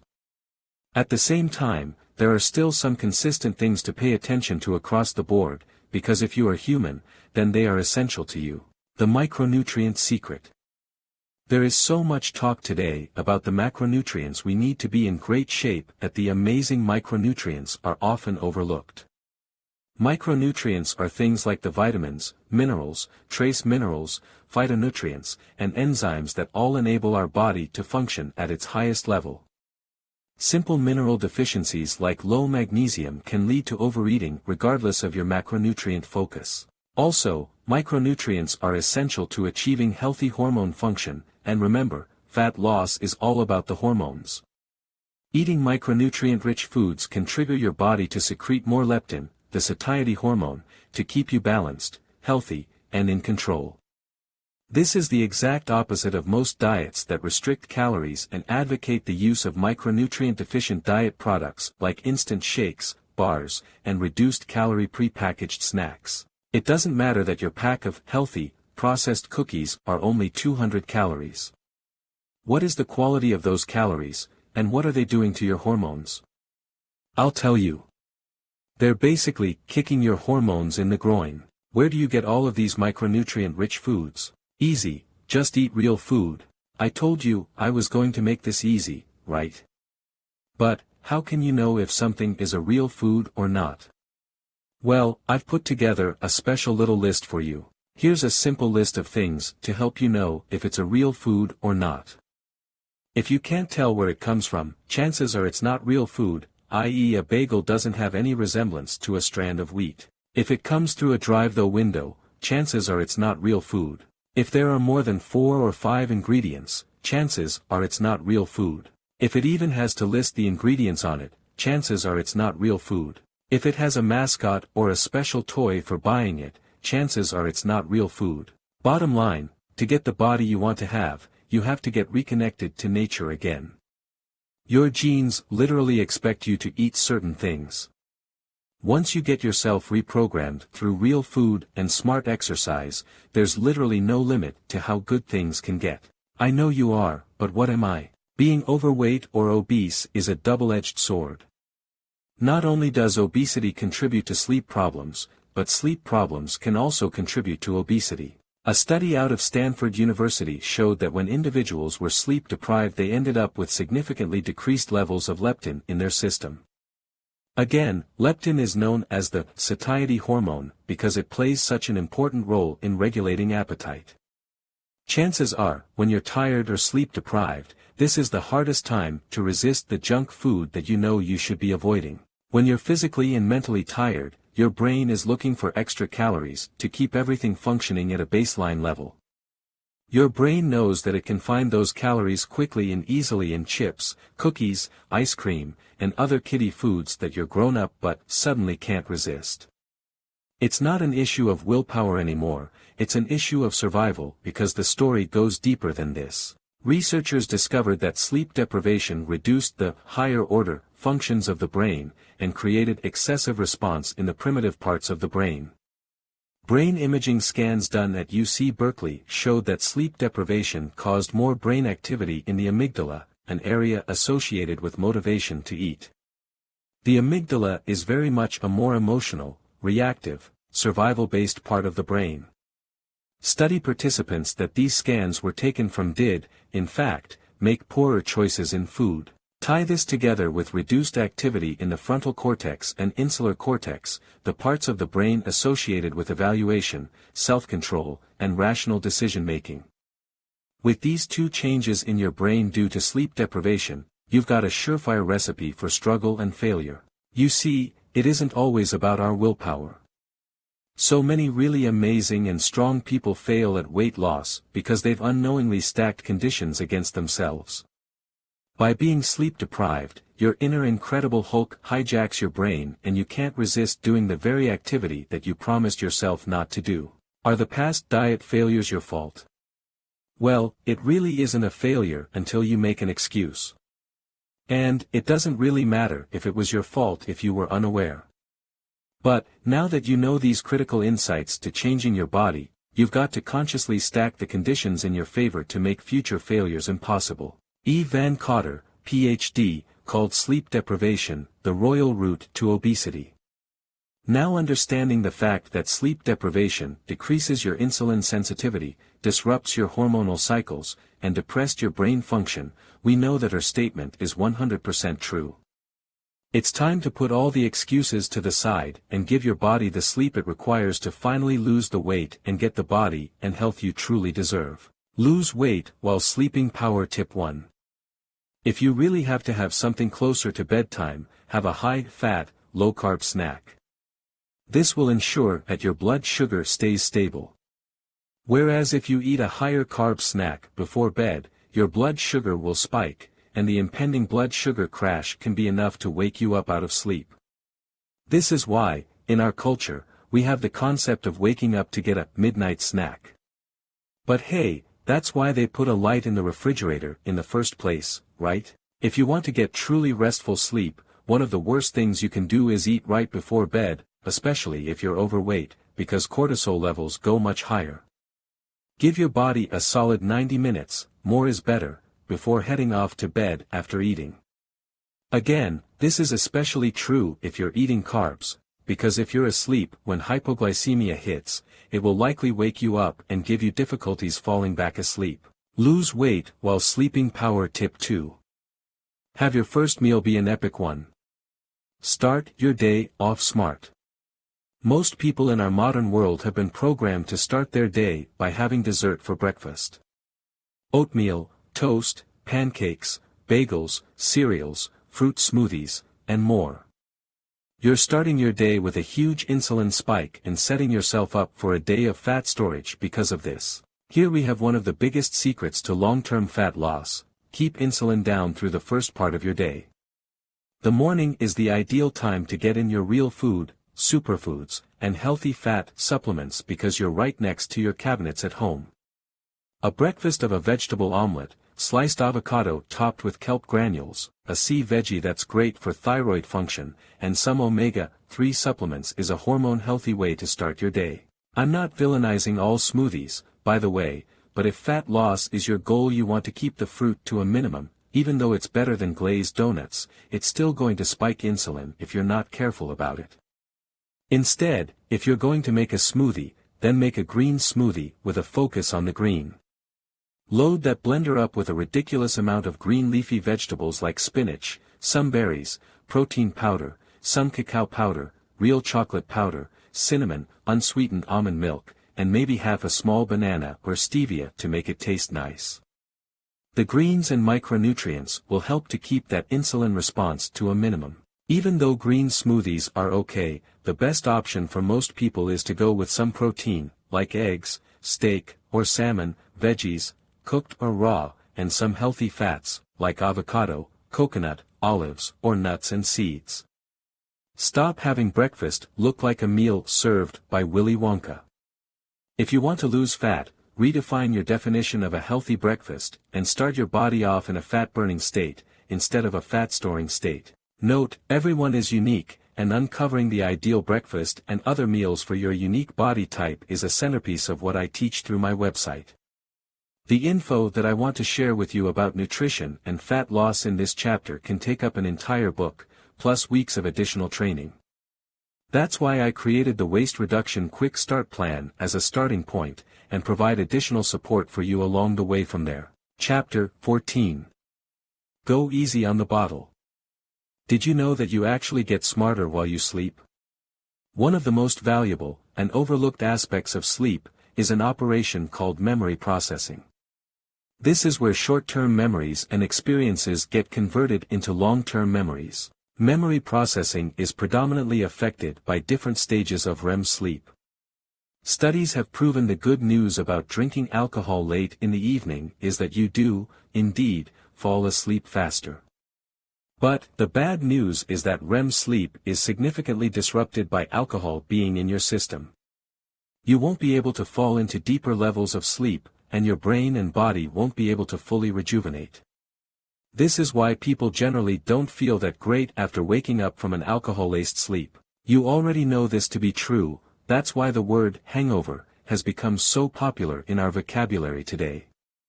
And, of course, you've seen the movie The Hangover, right? That's just an extreme case of waking up, not knowing what happened the night before, because you screwed up your memory processing, and possibly having a new tattoo on your face. Additionally, researchers at Washington University in St. Louis found that participants who had disrupted sleep cycles were more likely to show Alzheimer's disease-related signs than sound sleepers. This is another blatant cry to not mistake sleep quantity for sleep quality, and to avoid things that hurt your sleep and hurt your brain. Ladies' night. There's strong evidence that drinking late in the evening is even more problematic for women. A study published in 2011 had people drink alcohol in the name of science. Drinks were passed around to men and women, based on their weight, and everyone was equally drunk, measured by breath alcohol content. The findings showed that female participants woke up more often during the night, stayed awake longer, and slept for less time overall, than the men. This could be significant news if you're planning on doing shots for the next ladies' night out. It's possible that alcohol affects women's sleep more because women metabolize alcohol faster than men. Essentially, women can speed through alcohol's sedative effects quicker. If the alcohol is consumed close to bedtime, women can fall asleep faster, but the preceding stages of sleep will have a much greater chance of being interrupted. In some cases, this can cause sweating, anxiety, or even nightmares, if they do happen to get some REM sleep. Now, this isn't a get-out-of-jail-free pass for the fellas, nor is this an anti-fun stamp for the ladies. Drinking late at night affects everyone in some way, it's just about being able to navigate this to get the sleep we really need. I gotta go. One of the more obvious sleep interruptions from drinking alcohol before bed is the uncanny need to urinate. Getting up to relieve your bladder interrupts your sleep pattern because, well, you're peeing. Every time you wake up from an alcohol-influenced sleep, it can be more difficult to fall back into the deep sleep stages you need to recover. Bottom line, if you do drink closer to bedtime, be sure to give yourself ample time to go to the bathroom before turning in. Drinking close to bedtime can also exacerbate current health problems that someone is dealing with. Obviously, prostate and bladder problems come to mind, but what about diagnosed sleeping problems? People with sleep apnea need to be careful here. Sleep disorder specialist, Dr. Rina Mehra, says that alcohol decreases muscle tone in the upper airway, meaning that breathing-related sleep issues are exacerbated after you've had a couple of drinks. People dealing with sleep apnea will tend to stop breathing more frequently and for longer periods of time after drinking. You have to consider if it's worth it because your chances of potential life-threatening side effects radically increase if you mix a cocktail of booze and sleep apnea. As we talked about in Chapter 13, the real solution is to get the excess weight off of your frame to reverse the sleep apnea and improve your sleep quality.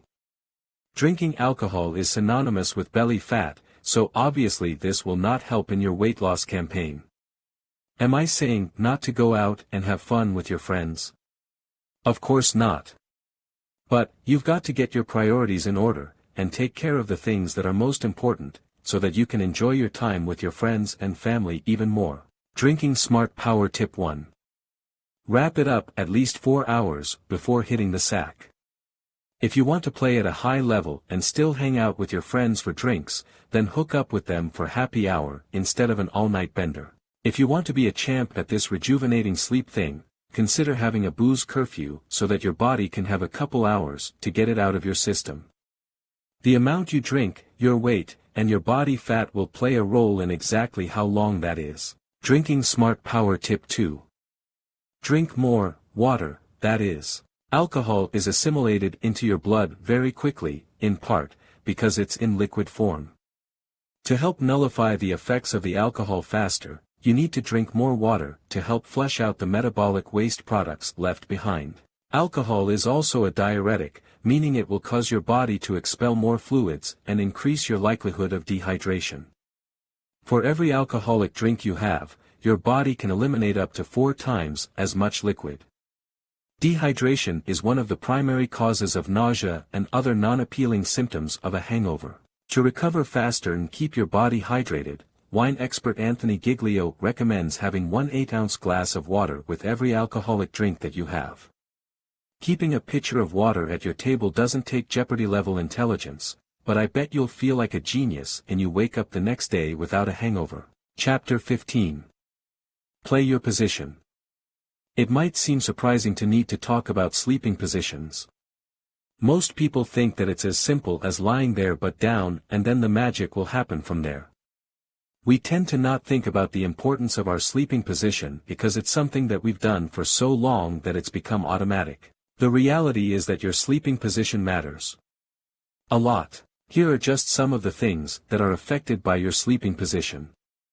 Blood flow to your brain. Stability of your spine. Hormone production. Joint and ligament integrity. Oxygen supply and efficient breathing. Muscular function and healing. Heart function and blood pressure. Digestion and cellular metabolism. If you're sleeping in a position that compromises your body's ability to function and recover, it doesn't matter how many hours you get, you're still going to feel like a piñata the day after the party when you wake up. One of the most important facets of your sleeping position is maintaining the integrity of your spine. Any good chiropractor can educate you on the fact that the brain stem running through your spine is directly connected to every major organ in your body.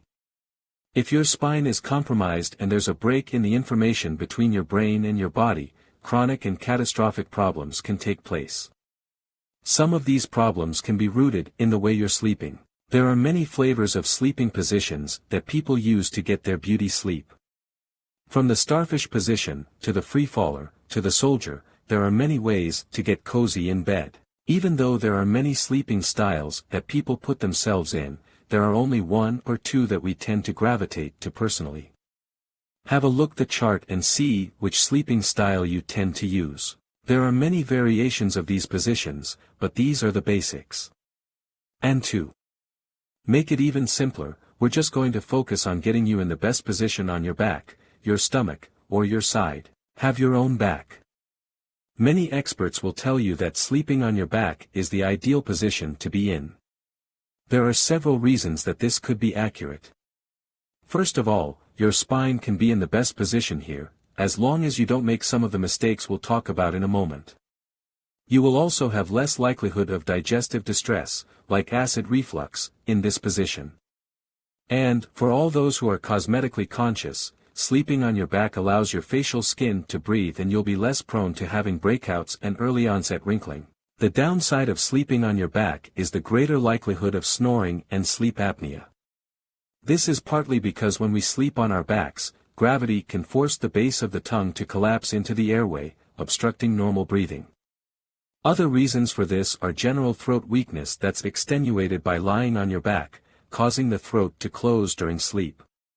If someone has too much body fat on their frame, as we discussed in Chapter 13, fat gathering in and around the throat can cut off the normal air supply.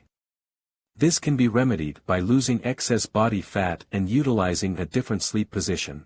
Back sleeping is the most politically correct choice, but, admittedly, not the most comfy position to be in. It's definitely safer for your spine, but not the best position if you're making these big mistakes. Using a huge pillow, some people's beds look like a full-on pillow convention. It's okay to have a bunch of pillows for decoration, but this does not mean that you have to sleep on all of them. Having a pillow, or pillows, that are too big under your head while lying on your back, totally misaligns the natural curve of your spine. You can end up with neck pain, back pain, headaches, or even worse. There's also poor circulation to your brain all night because the blood is trying to move uphill past Mount Pillow. During sleep, you'd naturally have your head lower, because this is the one time that your body shouldn't have to work harder to pump blood to your brain. Break the pillow addiction immediately, because it's bad business for your back and your brain. Using a worn-out mattress, seriously, you're better off sleeping on the floor. The mattress is supposed to support you. Not too much, like the floor, and not too little, like having your butt sink into a fluffy abyss. You don't have to get the most fancy pants mattress in the world, just make sure that you're not sinking in so much that your spine's natural curve is compromised. Sleep like a baby. Sleeping on our stomachs used to be synonymous with sleeping like a baby. Laying an infant on their stomach to sleep has gone in and out of favor and is still much debated in our world today. Child development specialist Dr. Václav Vojta states that lying on our stomach as infants is actually critical to our development. Over 50 years of research, Dr. Vojta has identified that there are specific pressure points on our bodies that activate nervous system programs when we are infants. These pressure points are engaged when children are allowed to lie on their bellies and do subtle movements that we would naturally do while sleeping. Update that to our adulthood and many people just feel more comfortable and peaceful lying on their bellies. There are many pros and cons to this, so if you're going to do it right. Lying down face first with your legs straight and your arms right by your side is probably a bad idea. This is compromising your back by taking away the natural curve of your lumbar spine. Add having your head to one side, smashed into a pillow for hours on end, and you've got a serious recipe for disaster. On the brighter side, some research shows that lying on your stomach can help prevent snoring and some symptoms of sleep apnea. Sleeping face down keeps your upper airways more open, so this could be okay for you if you follow a few simple rules. Lift a knee, lift one knee up to open your hips and take some of the pressure off your spine from laying with your legs straight. Lose the pillow, if you're going to sleep on your belly, then ditch the pillow, because you really don't need it. Using a pillow will hyperextend your neck all night and that's just silly. Think of walking around all day with your head tilted back looking at the sky. Yes, you'll look crazy, but you'll also have neck problems. Use the pillow for something else. Placing a small, firm pillow underneath your belly and hips will reduce the stress on your low back and neck. Simply place a pillow in a comfortable spot on the same side that you've lifted your leg and you're in a much healthier position to sleep on your stomach. On the winning side. Most people report that they prefer to sleep on their side, and for good reason. Our most intense times of sleep and development happened while we were in the womb, curled up in the fetal position. Sleeping on our side is the natural sleeping position to emulate this developmental template. Side sleeping can be a quick fix for snoring and help to improve breathing, more so than lying on your back. Sleeping on your side, the left side in particular, has been reported to ease troublesome digestive problems like acid reflux and heartburn. The downside, as most side sleepers know, is the dreaded dead arm and finger numbness from this position. Sleeping on your arm for too long can cut off blood flow and nerve function. You can wake up feeling that someone played a prank on you and slathered your arm with Novocaine. Here are some simple tips for sleeping on your side. Shoulder lean. Instead of sleeping with your shoulder directly under you, move it forward slightly to avoid constriction of your shoulder and arm muscles. Pillow proposition. Make sure that your head isn't propped up too high on pillows. You want to ensure that you're maintaining the natural straight position of your spine with a pillow that supports your neck, but doesn't raise your head too much. For those with back pain, experts recommend sleeping on your side with a soft pillow between your knees if you have a history of back problems. This helps to stabilize your spine and alleviate pressure from your hips and lower back. Are you sleeping with your soul mate, or sleeping with the enemy? Oftentimes, sleeping with someone you love is a great comfort. There's nothing better than going to sleep with, and waking up with, your favorite person each day. But, take notice. If you want to keep them as your favorite person, and continue to be theirs, you've got to navigate this sleep situation with intelligence. Make no mistake, sleeping in the bed with another live body can make for an entertaining experience. Some people can get along in the bed just fine, while other people prepare to go into battle each night.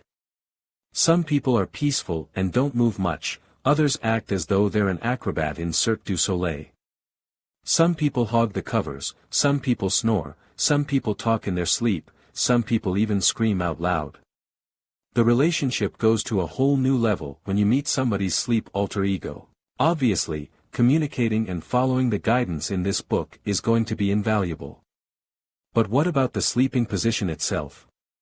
Unless you have a double California king-size bed, the starfish position isn't going to cut it. To make this really easy, the chart below will provide you with some sleep positions to try. Simply test them out and find which ones work best for you and your partner so that you can both get the best sleep possible. Play your position. Power tip 1. Our sleep position habits are just like any other habits, they can take some time to change.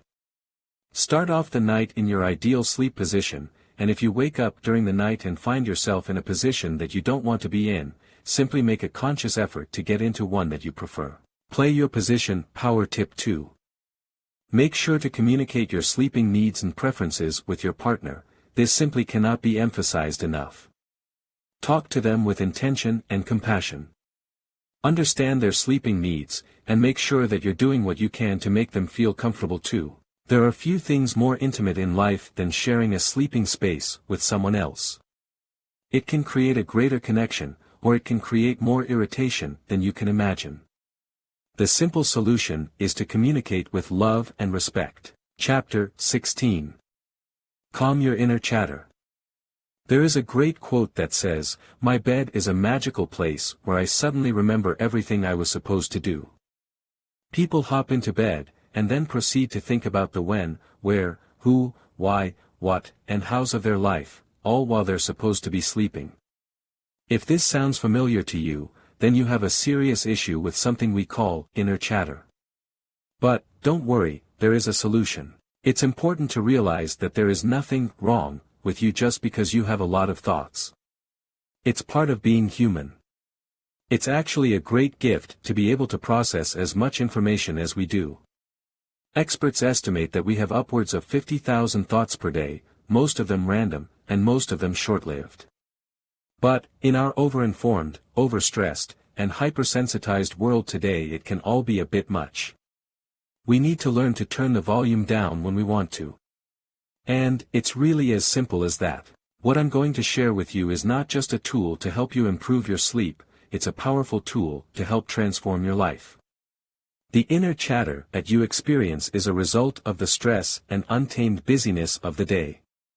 Now, more than ever, with the constant flow of information coming at you, it's important to have a practice to help you buffer that stress.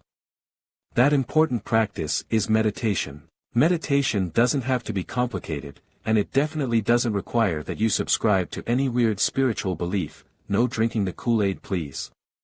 It also doesn't require you to sit cross-legged on the floor, chanting a mantra either. It can be as simple as sitting quietly and focusing on your breathing, counting your steps as you walk around the park, or you can even turn everyday activities like taking a shower or washing your clothes into a great meditation by follow a few basic principles. Meditation is like a tonic. A tonic is something that you can use every day, and the results continue to get better and better. The more you meditate, the more calm and presence you'll have in your day-to-day life. Now when I say more, I'm talking about frequency, and not a specific time requirement. Once you find the right meditation for yourself, you can almost instantly feel a sense of calm and presence by doing your practice throughout the day. I started off meditating for 30 to 45 minutes every morning for 3 years. Today, I do more mini meditations, often 5 minutes or less, and I feel the same focus and peace that I felt all those years when meditating for a half hour or more. How? Because the effects are cumulative, and the neuroassociation my brain and body have made to closing my eyes and focusing on my breath, instantly puts me in that calm space. Numerous studies show that meditation increases feel-good hormones and endorphins, lowers stress hormones like cortisol, and even reduces inflammation in our body. Now, you can buy stuff that can give you similar experiences, but it'll probably cost you a lot of money, and you might get arrested too. Let's take a look at the proven ways that a meditation practice can improve your life. Performance. In a study published in the journal Brain Research Bulletin, researchers discovered that people trained to meditate over an 8-week period were better able to control specific type of brain waves called alpha rhythms. The lead author of the paper, MIT neuroscientist, Christopher Moore, stated, "These activity patterns are thought to minimize distractions, to diminish the likelihood stimuli will grab your attention. Our data indicate that meditation training makes you better at focusing, in part by allowing you to better regulate how things that arise will impact you." Could you use more focus in your life right now? Would being less distracted be helpful to you? If you're like most people, then focus is a huge issue. Our ability to focus and get things done is a huge component of overall success. Meditation literally changes your brain and enables you to utilize your ability to focus like nothing else can. Not in an, "oh, that sounds nice," kind of way, but in it actually changes the way your brain grows and operates. After 8 weeks, the subjects who had been trained in meditation showed larger changes in the size, amplitude, of their alpha waves when asked to focus on one specific thing. Essentially, their focus was stronger and deeper than at the beginning of the study. Researchers at Harvard Medical School have also found that meditation alters the structure of your brain, thickening the regions associated with attention and sensory processing. There is an absurd amount of data mounting about the beneficial impact of meditation on work performance, productivity, memory, and focus. Don't be the one who misses the boat because you didn't take advantage of this valuable resource. Health. Research at the Medical College of Georgia found that meditation lowered blood pressure and reduced the risk of heart disease and stroke. Numerous studies also demonstrate that meditation can reduce chronic pain and associated inflammatory biomarkers. Today, over 80% of physician visits are for stress-related illnesses. Stress is at the top of the list of reasons why people begin a meditation practice. Countless studies show the stress-reducing effects in healthy individuals, as well as in patients suffering from a variety of diseases. Meditation has proven to be good for your brain, good for your body, and good for life overall. Sleep. The American Academy of Sleep Medicine published research showing that meditation is an effective treatment for insomnia. The study showed that over a 2-month period sleep latency, total sleep time, total wake time, wake after sleep onset, sleep efficiency, sleep quality, and depression improved in patients who used meditation.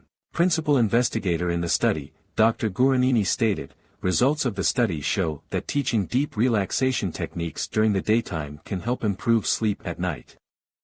The most important takeaway is that the only side effects associated with meditation are a better quality of life.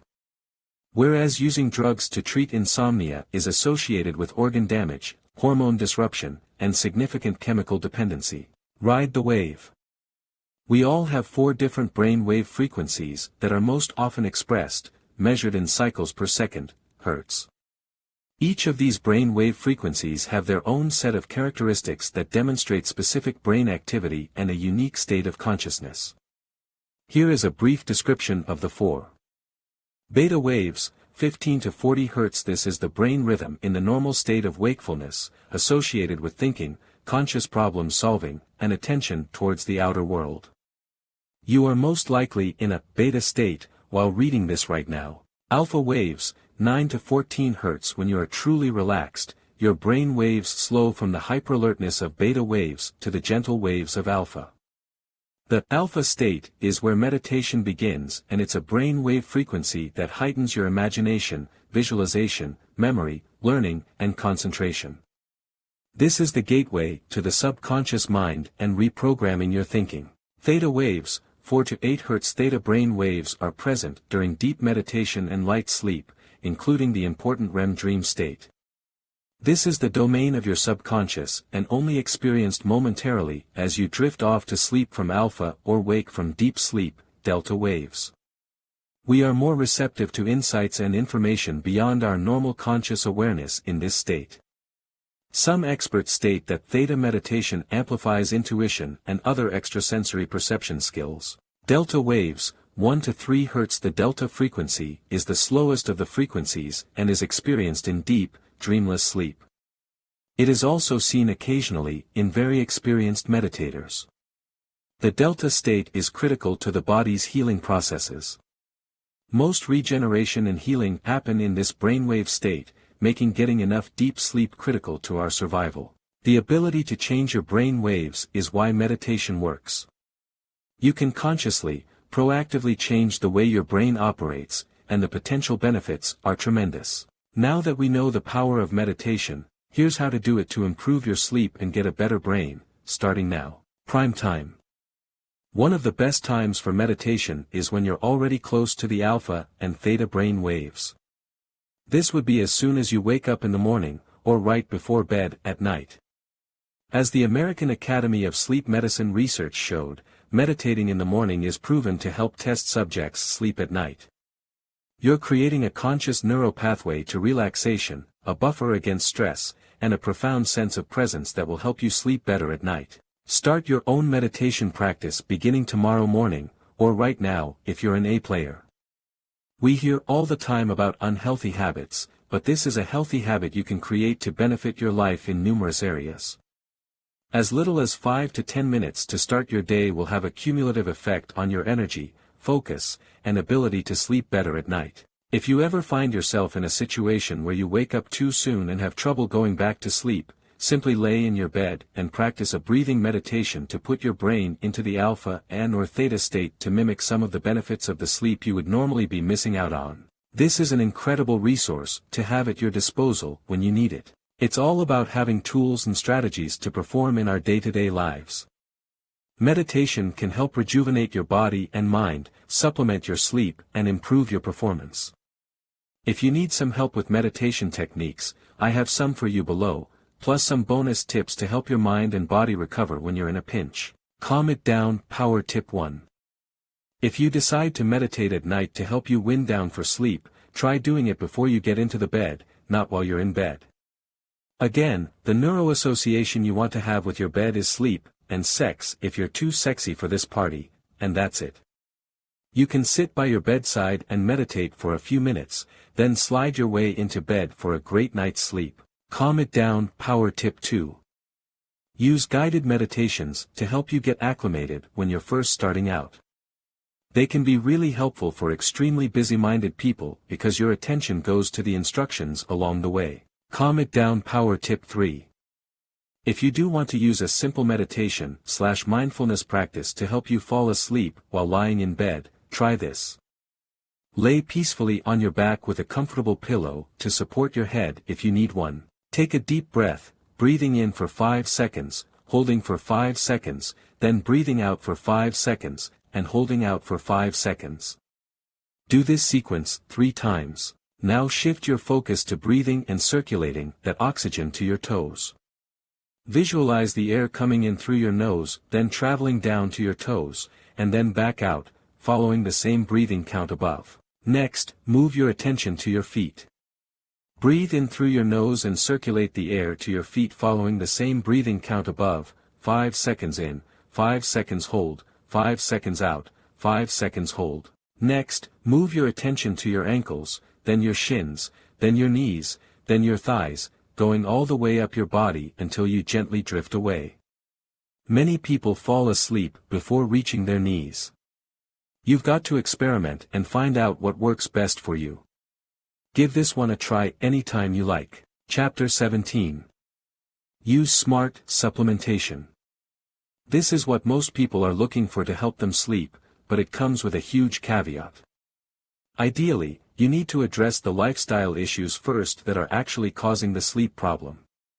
If you jump to taking drugs or supplements, and you'll just be treating a symptom and increase the likelihood that you'll develop a dependency on something that can harm you long term. I'm going to share with you 4 of the more gentle to moderate natural sleep aids.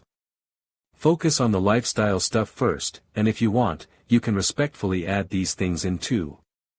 Let's get started with the most time-tested sleep aid of all. 1. Chamomile. This herb has been used for thousands of years to treat everything from skin disorders, to heart disease, to inflammation.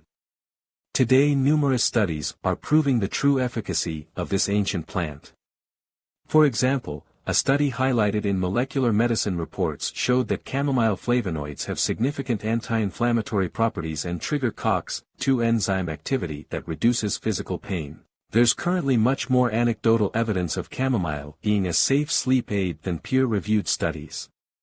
What studies do show is that chamomile can help calm the nervous system, relax muscles, and set you up for a better night's sleep when you need it. Chamomile is an excellent tea to have before bed. Simply have a standard size cup of tea with an organic, pre-packed chamomile tea bag and you'll be good to go. 2. Kava Kava. This is actually the national drink of the beautiful island of Fiji. Kava Kava is well known to have sedative properties and is commonly used to treat sleeplessness and fatigue. A 2004 study also found that 300 milligrams of Kava Kava may improve mood and cognitive performance. Several additional studies show that it's effective for reducing the signs and symptoms of anxiety, which is definitely an anti-sleep state to be in. The most important sleep-related data on Kava Kava demonstrates that it may help to improve sleep quality and decrease the amount of time needed to fall asleep. Preparing a cup of Kava Kava tea can be part of a relaxing evening ritual. 3. Valerian. This traditional herb is the strongest of the 3 and a moderate sedative. It's indicated for individuals that have a difficult time falling asleep and also promotes uninterrupted sleep. The root of the valerian plant is used as medicine and pressed into fresh juice or freeze-dried to form a powder. For tea, pour 1 cup of boiling water over 1 teaspoon, 2 to 3 grams, of dried root, and steep 5 to 10 minutes. There are also tinctures and dried powder supplement capsules of this and the previous 2 medicinal herbs. 4. 5-HTP, GABA, and L-tryptophan. I bundled all 3 of these together because they are not the ideal choices, due to the fact that they're not natural herbal preparations like the previous 3. These are isolated chemicals, and can be helpful if intently monitored and used with caution. 5-HTP is a neurotransmitter precursor to serotonin. In our bodies, serotonin is converted into melatonin, the get-good sleep hormone. In one study, people who took 5-HTP went to sleep quicker and slept more deeply than those who took a placebo. Researchers recommend 200 to 400 milligrams at night to stimulate serotonin, but it may take 6 to 12 weeks to be fully effective. GABA is an important neurotransmitter in the central nervous system. In fact, it is the major inhibitory neurotransmitter in the brain. Therefore, it blocks the action of excitatory brain chemicals. Some people swear by the sedating effects of GABA to help manage stress. If GABA is of interest to you, 500 milligrams in the evening is a good place to start. Also, consider looking into the GABA precursors picamelon and phenibut. L-tryptophan is actually the precursor to 5-HTP. Although you can't get 5-HTP in food, there are several foods that are rich in tryptophan like turkey, chicken, pumpkin, sunflower seeds, collard greens, and sea veggies. Although these foods can be part of a healthy diet, the trace amounts found in them may not be enough to get the effects you're looking for. L-tryptophan is a simple, over-the-counter supplement you can use in addition to what you get from your diet. It can be taken 90 minutes before bed. These, like all other supplements, will influence people differently. One supplement might be a miracle for one person that helps them re-establish their sleeping cycle, while for someone else it may cause them to have bad dreams or even feel more groggy in the morning. Bottom line, it's unique to you whether something is going to be helpful or not. This goes for food, supplements, and even exercise. You've got to experiment to find out what works best for you with intelligence, safety, and the best results long-term. The melatonin mistake. You will notice that I didn't include melatonin. This has become a very popular supplement as of late, with all of our society's sleeping issues. Many experts agree that melatonin supplementation can be very effective for some people. But, what's critical to understand about melatonin is that it is an actual hormone you're taking. And just like any other hormone therapy, like testosterone therapy or estrogen therapy, it comes with a greater risk of side effects and potential problems. One of the main issues with melatonin supplementation is that it can potentially downregulate your body's natural ability to produce melatonin on its own. Again, this is an actual hormone supplement, so unless you want a chance creating a dependency on this, I'd say avoid it and try other things first. Taking precursors to melatonin can be a few degrees safer, but still, a word of caution taken here. The best way to use a supplement is in a short-term period to establish a normal sleep pattern, or to re-establish a normal sleep pattern after a time zone change from travel or a time change due to daylight savings. Do safe, smart, natural things first, then only bring the supplements in to supplement the good things you're already doing. Supplementation Power Tip 1. It can't be stressed enough that all the other strategies in this book are recommended before supplementation. In nature, you would not see compounds like these anywhere. They typically only have a few decades of testing, if that, versus the thousands upon thousands of years that Homo sapiens have been on the planet. Think about it. Your body has an ancient, infinitely intelligent design, then in comes a chemical isolate made by Harry at the science lab last week, and things might not go according to plan. There are some brilliant scientists and innovators making progress in supplementation and medicine that can be life-saving, but please, never mistake a product in a capsule for being real food. Supplementation Power Tip 2. Find the right dose for yourself. Some companies recommend dosages of their product that are often too low or too high for each person. For example, if someone were to use melatonin, though it's not recommended, 150 micrograms for men or 100 micrograms for women would be the ideal place to start.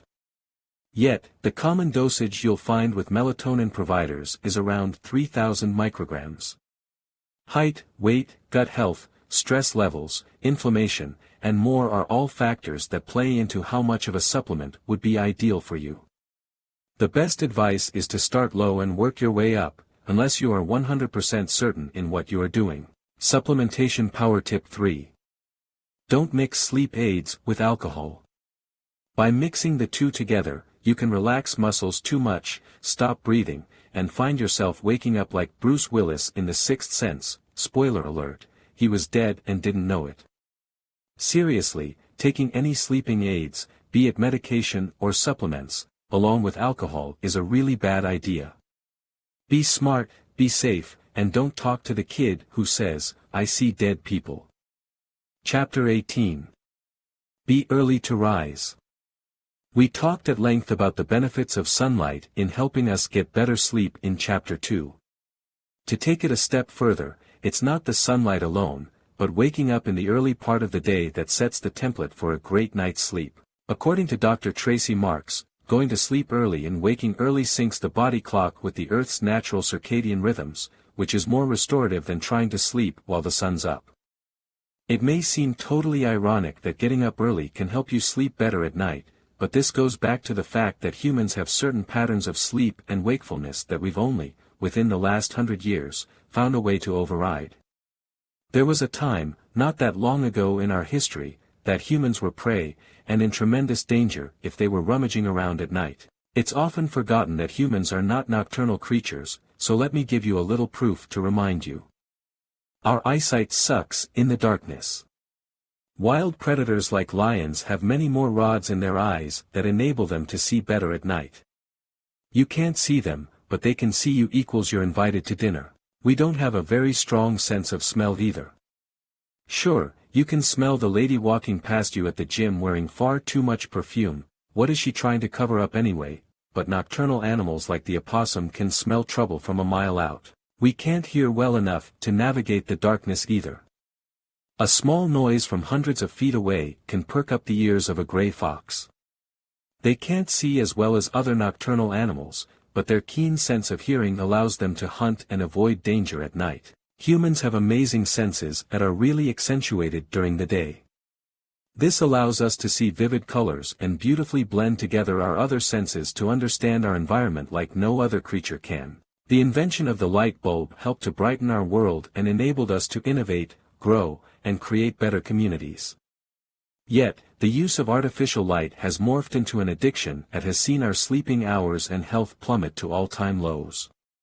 Truly, what good is innovation if we don't have our health to enjoy it? You might think, well, we're not out in the wild anymore anyway.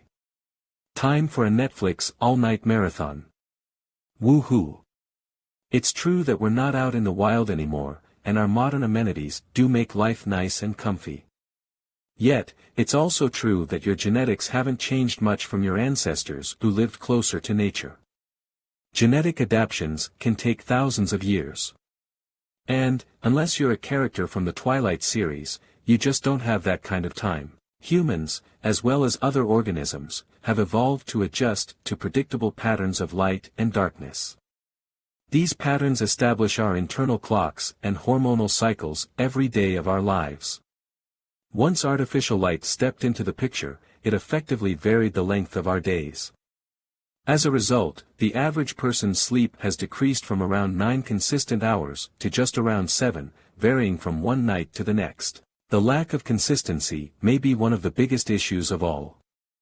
The irregular sleeping hours prevents your brain from settling into a pattern, creating a state of perpetual jet lag. It's not just how you sleep, but when you sleep, that helps to create the best version of you. It's critical to create a smart sleep schedule in our world today, and it starts with getting our buns up in the morning. Being part of the Early Riser Club has benefits. In 2008, a study from the University of North Texas found that students who identified themselves as morning people earned significantly higher grades. In fact, the early risers had a full grade point higher than the night owls in the study at a 3.5 to 2.5 GPA respectively. Waking up earlier obviously isn't the only factor with getting good grades, but it's definitely a correlation to take notice of. A better GPA could mean better career opportunities and bigger levels of success overall. Speaking of career opportunities, research published in the Journal of Applied Social Psychology showed that early birds are more proactive than evening people, and so they tend to do well in business.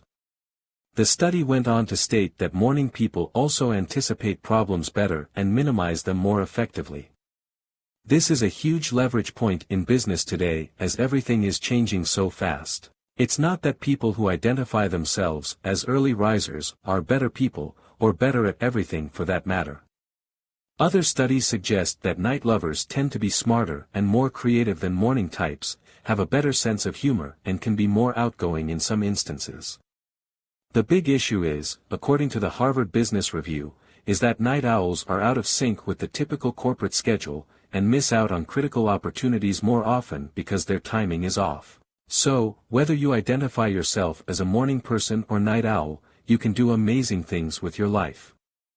I just want to ensure that you have the greatest advantage possible, and that your health is up to par to create the life you really want. This leads to the reality that your health is radically improved when you're honoring your body's natural hormonal clock. Humans are designed to be up during the day and sleeping at night. Being a night owl is a new idea, and you're not really an owl anyway. Not a morning person. Some people just love getting up early in the morning to take advantage of the day. It's a very empowering feeling to have accomplished so much long before other people have even gotten out of bed. Various studies show that morning people tend to exhibit character traits like optimism, satisfaction, and conscientiousness. Getting started on your work goals by 8 a.m. gives you an extra sense of optimism in and of itself, whereas by 4 p.m. you've had 7 minor problems that have tried to throw you off your course. Being a night owl is a new idea that's only been possible in recent human history. This is a trained behavior that, like it or leave it, is influencing your health and results in your life. Still, if you firmly believe you are a night owl and want to make the switch to get your circadian rhythms, hormones, and priorities in order, then here are the simple steps to do it. Leo Babauta from the wildly popular website Zen Habits recommends using the gradual method and changing your sleep schedule. Rather than making the decision to suddenly get up at 6 a.m. when you normally get up at 8 a.m., take gradual 15-minute increments off your wake-up time until you get to your desired destination. This is a much more graceful way to do it. Oftentimes when people decide to get up early, they throw their sleep cycle into such a shocked state that they're more tired and irritated, plus creating a neuroassociation to more pain in waking up early. This causes you to burn through your willpower within days and revert back to your old habits before you know it. So if your goal is to wake up at 6 a.m. and you are currently getting up at 8 a.m., set your alarm for 7:45 a.m. instead. Do that for a few days, then move to 7:30 a.m., then move to 7:15 a.m. and so on. This will allow your body to adapt to the new schedule in a much healthier and sustainable way. So how do you resist the urge to just hit the snooze alarm and forfeit your commitment to getting up? Leo Babauta offered these 3 suggestions, and I have to say they're pretty brilliant. 1. Get excited. The night before, think of one thing you'd like to do in the morning that excites you. It could be something you want to write, or a new yoga routine, or meditation, or something you'd like to read, or a work project that's got you fired up. In the morning, when you wake up, remember that exciting thing, and that will help motivate you to get up. 2. Jump out of bed. Yes, jump out of bed. With enthusiasm. Jump up and spread your arms wide as if to say, yes. I am alive. Ready to tackle the day with open arms and the gusto of a driven maniac. Seriously, it works. 3. Put your alarm across the room. If it's right next to you, you'll hit the snooze button. So put it on the other side of the room, so you'll have to get up, or jump up, to turn it off. Then, get into the habit of going straight to the bathroom to pee once you've turned it off. Once you're done peeing, you're much less likely to go back to bed. At this point, remember your exciting thing. If you didn't jump out of bed, at least stretch your arms wide and greet the day. Putting your alarm across the room is also ideal to reduce the amount of EMF exposure that we covered in Chapter 12. The EMFs from electronic devices disrupt the communication between the cells in your body, and are obviously stronger if they're plugged in right next to you. It's not a smart move to sleep with any electronic devices near your body, so don't do it. Here's one more bonus suggestion to beat the urge to go back to bed, and instead energize your body to be ready to take on the day. Wake up your senses. When you get out of bed, get your senses stimulated with something good. A common thing to do is to get that coffee or tea brewing and drink it. The smell, taste, and touch are all enlivening for you senses. I'm a huge advocate of drinking a big glass or 2 of water first thing in the morning. I call this an inner bath. This will replenish your hydration levels that went down while sleeping, help your body to clear out metabolic waste products, and give you a sensory stimulation to help wake up your body. You can also take a regular bath or shower too to get you going. Or use more of your senses by turning on some good music and opening the curtains to let in the natural light. There are so many things that will automatically get your mind and body stimulated when you're exposed to them. Try these things out and start your day with real momentum. By waking up early, you start helping your endocrine system link up with the diurnal patterns of the earth. Get up when the sun rises. It might be challenging at first, but after less than a couple of weeks, your body will adapt to that pattern and you'll feel much more rested and refreshed when you wake up. You can break the old pattern of being up at night, tired and wired, by being early to rise and having a natural release of cortisol, then going to bed earlier and taking advantage of the natural release of melatonin. A quote from one of my son's favorite books, the epic masterpiece, Winnie the Pooh, "For early to bed, and early to rise will make a bear happy, and healthy, besides." Early to rise power tip. Go to bed within 30 minutes of the same time each night and wake up at the same time each day. Many people in our modern world try to catch up on sleep and sleep in on the days that they don't have to get up for work. By throwing off your sleep schedule like this, you'll usually find that you're more tired than you want to be on your off days, and really dreading getting out of bed once Monday rolls around. Remember, a consistent sleep schedule is important for your health. Try to avoid staying up much later just because you're off the next day. Actually go to bed and get up so that you can use that day to do the things you want. I promise you, Netflix does still work during the daytime, and you can get a mini marathon in without the same side effects you'll experience if you'd stayed up all night. To stay within your body's desired sleep pattern, you don't have to go to bed at exactly 10:02 p.m. each night, but do your best to make it within 30 minutes of what your ideal sleep time is. Chapter 19. Dress for the occasion. Humans are unique in the fact that many of us get dressed up just to go to bed. We have special bed attire that we call pajamas, and it's just one of those words that's synonymous with comfiness. Go ahead and say it slowly and tell me it doesn't feel good. Pajamas. Pajamas. Putting on your PJs can be like a mental trigger to relax and wind down for the day. You're getting out of your outer world uniform and putting clothes on your body that make you feel safe, relaxed, and at home. The reality is, you're not just wearing clothes that only your inner circle of friends and family can see you in, unless you're going to a pajama jammy jam, but you're also putting on clothes that will inherently affect the quality of your sleep. As we covered in Chapter 5, thermoregulation is a critical aspect of managing sleep quality. Research shows that certain forms of insomnia are linked to faulty body temperature regulation, and an inability to cool down enough to enter deeper stages of sleep.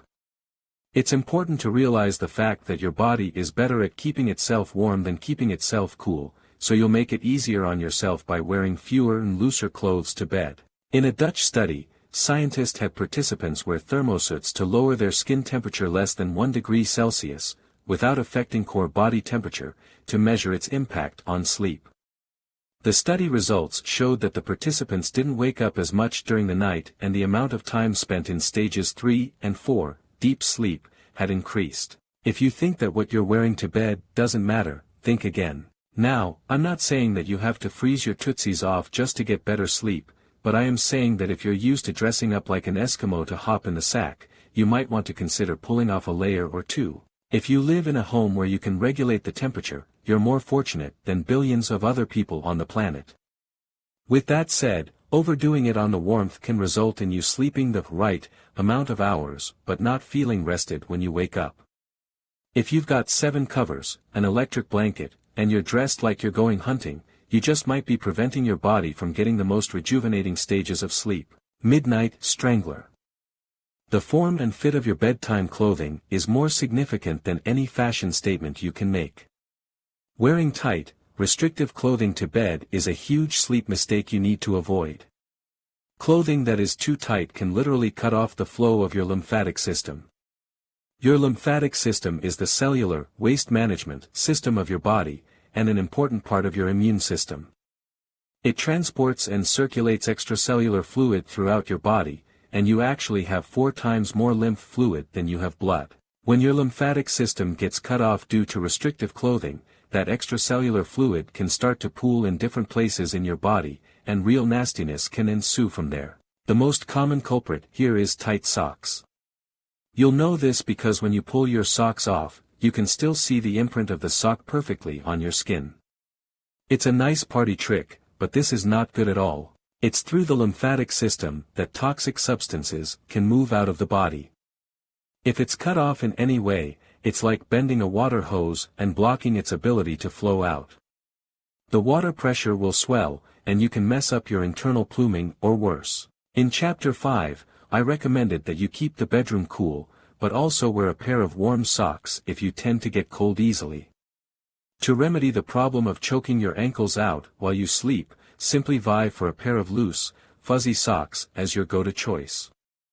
Many types of hiking socks have a looser fit, so that might be a good place to start. Beyond the lower extremities, there could be an even bigger and more dangerous issue for women.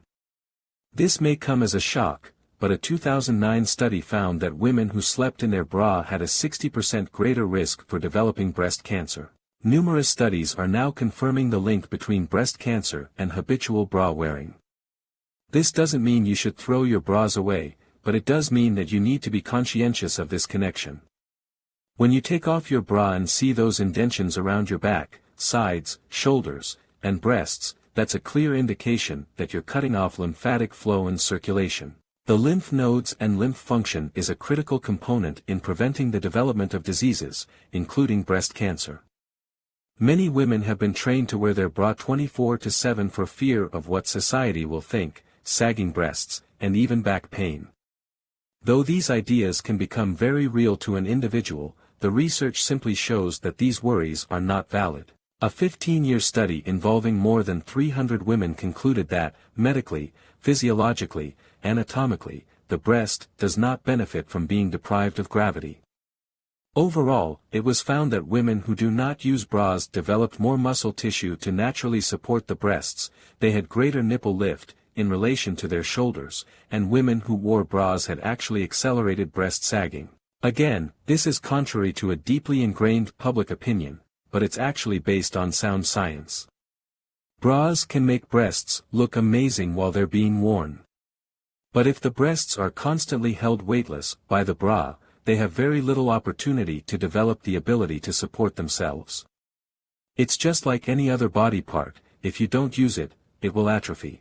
Our main focus here is improving your sleep, and improving your health as a result of it. At night while you're sleeping is an obvious time to go bra-free, and cut your risk of major problems from wearing a bra 24 hours a day. We don't have to start up a Bra-holics Anonymous. But, if you want to get more information on the bra-breast cancer connection, check out the book Dress to Kill by medical anthropologists Sidney Ross Singer and Soma Grismajor. The best clothing for bed will be non-restricting and hypoallergenic, both the fabric itself and how it's washed. I'm not saying to wear a flannel onesie, nor am I saying to wear one of those old-school nightgowns from the TV show Mama's Family. Be comfortable, and get comfortable with your own body being more free. There are countless attractive options for bed attire if that's important to you. I'm just going to share the basics. Here are just a few options on what to wear to bed. Men, boxers, loose-fitting pajama bottoms, basketball shorts, basic t-shirt if you want, or go naked. Women, boy shorts, your own or your significant other's t-shirt or boxers, flowing lingerie, yoga pants or tights that don't strangle your legs and hips, loose-fitting pajama bottoms, or go naked. Birthday suit. If you and your partner both sleep in the nude, you can be reaping the benefits of the feel-good hormone oxytocin. It could be from intimacy, like sleeping in the same bed, massage, sex, or simply cuddling. The skin-to-skin contact is all that's required. Oxytocin is a potent anti-stress hormone. It reduces signs and symptoms of depression, combats negative effects of cortisol, and helps regulate blood pressure. It's also been shown to decrease intestinal inflammation and improve gut motility as well. All the more reason to get as close as possible. On top of all this is the obvious, more sex. As we covered in Chapter 9, an orgasm might just be nature's #1 sleep aid. Dress for the occasion. Power Tip 1. A 1991 Harvard study found that women who do not wear bras had half the risk of breast cancer compared to avid bra users. Take bedtime as an optimal opportunity to go bra-free. This is a great start to improving your health and cutting down on your programmed bra dependency. For the fellas, avoid wearing tight underwear to bed that keep your testicles pressed against your body. You're potentially overheating your family jewels, and not allowing them to extend and retract based on a more natural temperature. Dress for the occasion. Power tip 2. Another nighttime good sleep fashion accessory you might want to look into is what I call Mr. and Mrs. Smith glasses. Okay, so you want to stay up a little later and watch a movie, go on wild adventures through YouTube.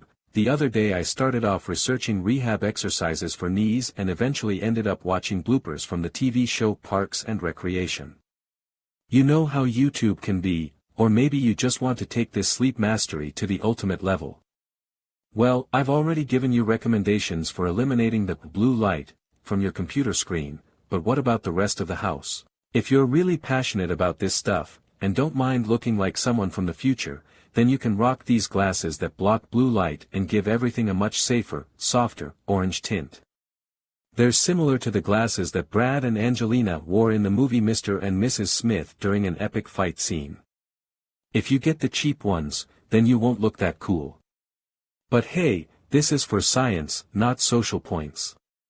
Although, if someone comes into your house and sees you wearing them, you'll totally look like a badass, a little weird, but still a badass. Chapter 20. Get grounded.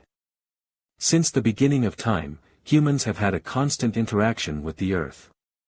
Our ancestors would come in contact with the earth's surface on a daily basis, walking, hunting, gathering food and water, communing, playing, relaxing and more. Nearly everything they did required a connection with the earth. Today, in our industrialized world, many people go days, weeks, or even longer without coming in contact with the surface of the earth itself. We are cooped up in our homes or offices, spending more time indoors consuming technology, and less time interacting with the source that all of our technology comes from. Sure, we may walk outside to get into our cars, but most of us wear non-conducive rubber-soled shoes that ensure our bodies never get that intimate connection. We rarely touch the ground, rarely touch a tree, and rarely touch the source that creates every cell in our body. Scientists are discovering that this is having a huge impact on our health. Overwhelming research is mounting that shows the impressive benefits the Earth's electromagnetic surface has on the human body. We may not realize this, but the human body is highly conductive. We, like the Earth, are running on electromagnetic energy. Our nervous system is like internal wiring that's transmitting information throughout our entire body. We're also made of minerals, and our tissues hold water, so we are very much like a walking, talking, conductive battery. You've probably noticed that we can accumulate static electricity and shock someone who touches us. We all know not to stick a metal object into an outlet or we'll short out our system.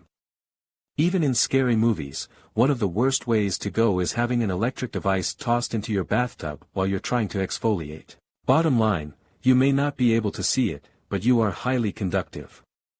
You give off and receive energy every second of every day. The misuse and misunderstanding of your body's electrical system is a catalyst for chronic health problems. How does this relate to you, the earth, and your health? Currently, over 90% of physician visits are for stress and inflammatory-related issues. Stress and inflammation go hand in hand and are a huge undercurrent in the vast majority of diseases. It may sound a little strange, but touching the earth may be the biggest key to eliminating our issues with chronic inflammation. Inflammation. We now understand that the human body is conductive. Every tissue in our body carries a charge, and this is actually what allows many functions to happen. Inflammation, in particular, is a natural function facilitated by a type of white blood cell called a neutrophil. Neutrophils deliver reactive oxygen species, also known as free radicals, to the site of an injury or need. These free radicals carry a positive charge that will tear harmful bacteria apart and break apart damaged cells to create room for healthy cells to move in and repair tissues. Pretty cool, right? Inflammation is not supposed to be a catastrophic thing. The real problem arises when free radical activity goes unchecked and some of those free radicals can leak into the surrounding tissue and damage healthy cells. This is the real cause of inflammation, and most people are dealing with this at chronic levels on a day-to-day basis. Every day you have cellular damage, simply by the nature of being alive. Damaged heart cells, liver cells, muscle cells, etc. all set off an oxidative burst of free radicals to address them. This is basic chemistry, featuring a positive, charged event that needs to be neutralized. All the rage in health and nutrition today has been centered around antioxidants. Antioxidants carry free electrons that neutralize free radicals and stop overly aggressive oxidation right in its tracks. Inflammation is reduced, and health is improved. The reality is that you can eat high antioxidant foods until you're blue in the face, from eating a lot of blueberries, of course, but this isn't going to swing the battle of oxidation in your favor as much as you think. First of all, the antioxidants need to be in the right form, and conventional food processing techniques tend to strip the antioxidant potency from our food. Secondly, the dietary antioxidants have to withstand the digestive process, make their way through the gut lining, and hopefully find their way into your blood. Thirdly, dietary antioxidants have been found to pale in comparison to your body's own endogenous antioxidant capabilities. The ability of your liver to support production of the antioxidant superoxide dismutase, for example, is more potent than any antioxidant you can consume. The key is getting your body into the right state so that your organs and tissues can do the great job they already know how to do. Lastly, it's been discovered that the number one source of free electrons is actually the source of where all of our food comes from, the Earth itself. Scientists have discovered that the Earth's surface is brimming with free electrons that are readily absorbed by the human body when they come in contact with each other. This is known as an electron transfer. The effects of this electron transfer are being researched rigorously, and the impact on sports performance, healing, and overall health are shocking. Researchers are calling this connection with the human body and the earth grounding, or earthing. In a 2013 issue of the Journal of Alternative and Complementary Medicine, a study was published showing that grounding increases the surface charge on red blood cells and thereby reduces blood viscosity and clumping. Grounding appears to be one of the simplest and yet most profound interventions for helping reduce cardiovascular risk and cardiovascular events. Wait, hold up. Just getting in contact with the Earth's surface can improve my blood and lower my risk of a heart attack. Another study had this to say. Reduction in inflammation as a result of earthing has been documented with infrared medical imaging and with measurements of blood chemistry and white blood cell counts.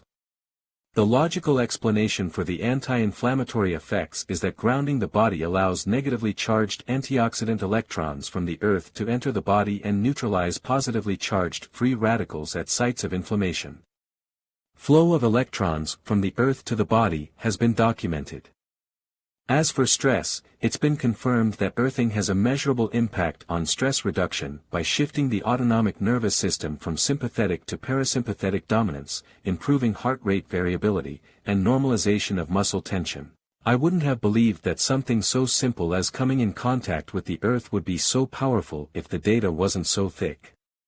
For a comprehensive understanding, you can check out the book Earthing, the most important health discovery ever. For now, just don't be the last person to make this connection, and utilize the free, health-giving resource you have right outside your front door. What about sleep? A study published in 2004 looked at the biological effects of grounding the human body during sleep as measured by cortisol levels and subjective reporting of sleep, pain, and stress. The study found that the patients who were grounded during sleep had reduced nighttime levels of cortisol and an overall normalization of cortisol secretion during the day. Remember, cortisol is the arch nemesis of sleep. If your cortisol levels are off, your sleep will be off. Subjective reporting by the study participants also indicated that grounding during sleep improved sleep quality, reduced pain, and lowered stress. Getting yourself grounded can have a life-changing impact on your sleep quality. Now, I'm not saying you need to go camping outside like Canteen Boy, old Adam Sandler character, look him up, just to get all of these benefits.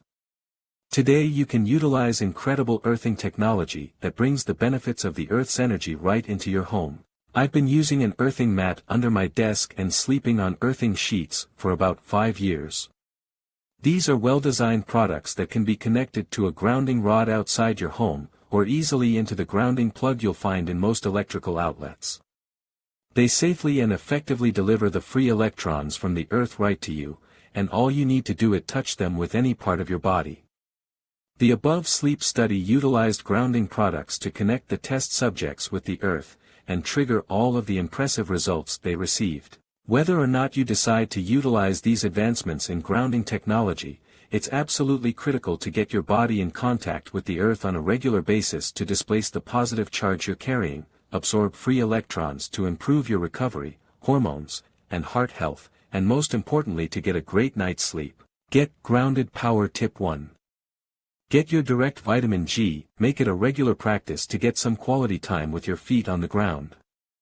This means conductive surfaces like soil, grass, sand, at the beach, and even living bodies of water like the ocean. There are other surfaces that are conductive, like concrete and brick, but their effectiveness depends on several factors. It's best to get your vitamin G, your daily interaction with the earth, from the soil and grass itself. By the way, have you ever noticed that when you take a vacation and go to a beach, you tend to get really amazing sleep? Now you know that it's truly not a coincidence. Get grounded power. Tip 2. The earthing products allow you to not have to shift your life around too much to get the benefits of earthing. You can simply continue doing things you normally do, work at your computer, sleep, etc., and be connected to the earth the whole time.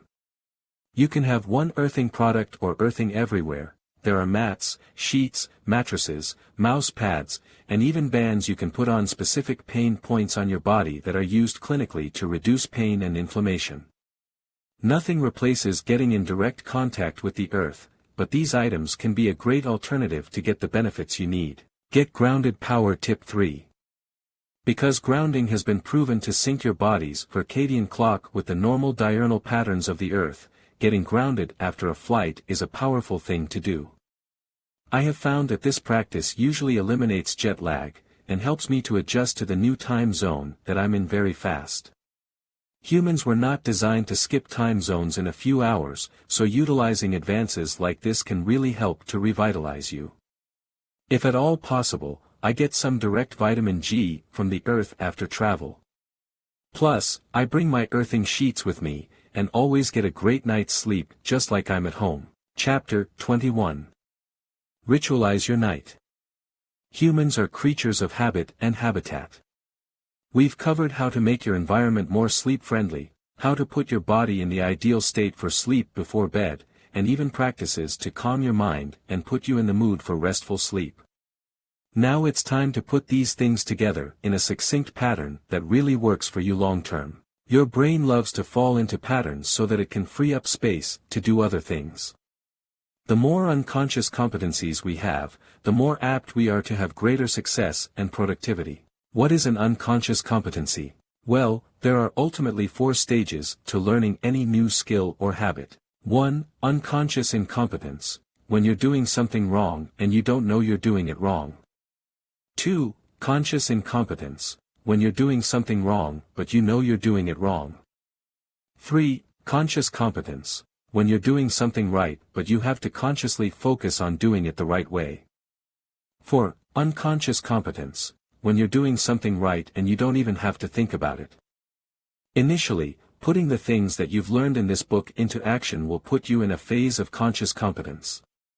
You're going to have to think about them and put conscious effort into doing them right. It's sort of like when you first learn to drive.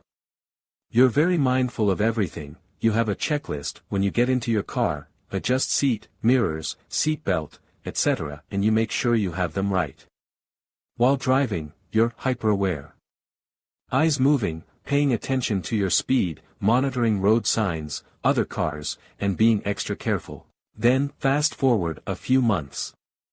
When you hop in your car, key goes in the ignition and you're out of there. Not being reckless, by any means, but you've got the checklist automated. Your brain notices that the seat and mirrors are right even without your conscious awareness needing to go there.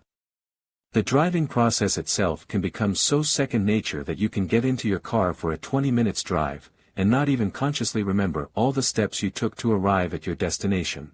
It's not that you were hypnotized by an evil mutant, it's that your brain has freed up space to do other things because driving has become a strong unconscious competence.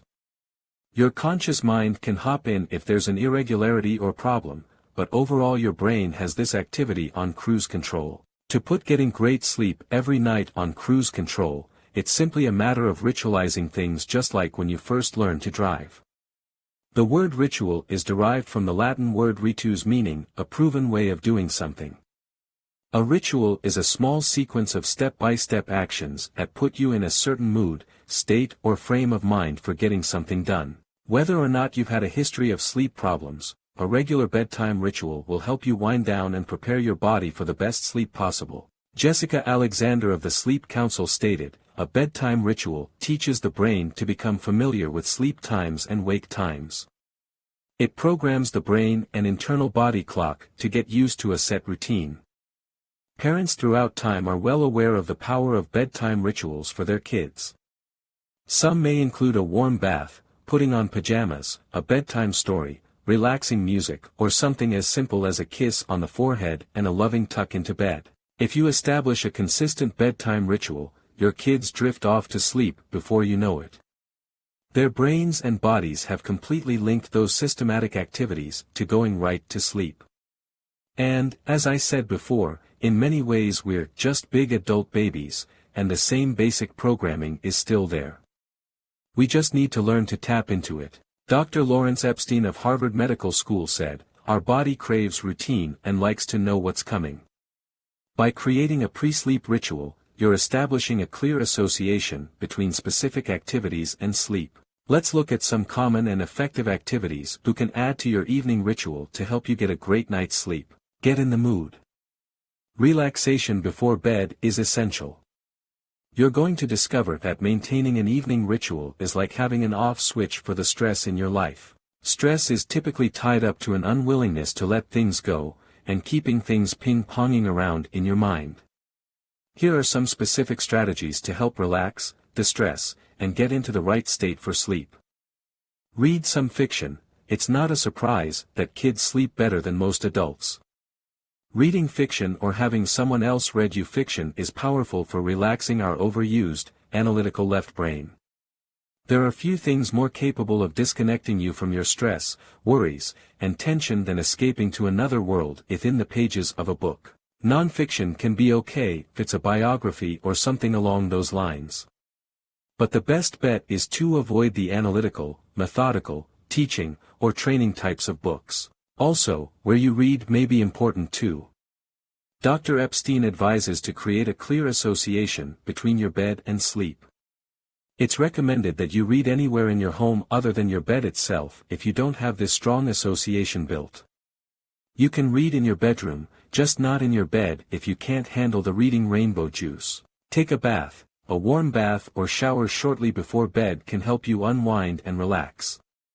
Water by itself can have a very calming effect, but adding aromatherapy or magnesium bath salts to the equation can make it even better. Be sure that the water isn't too hot or you run the risk of raising your core body temperature too much.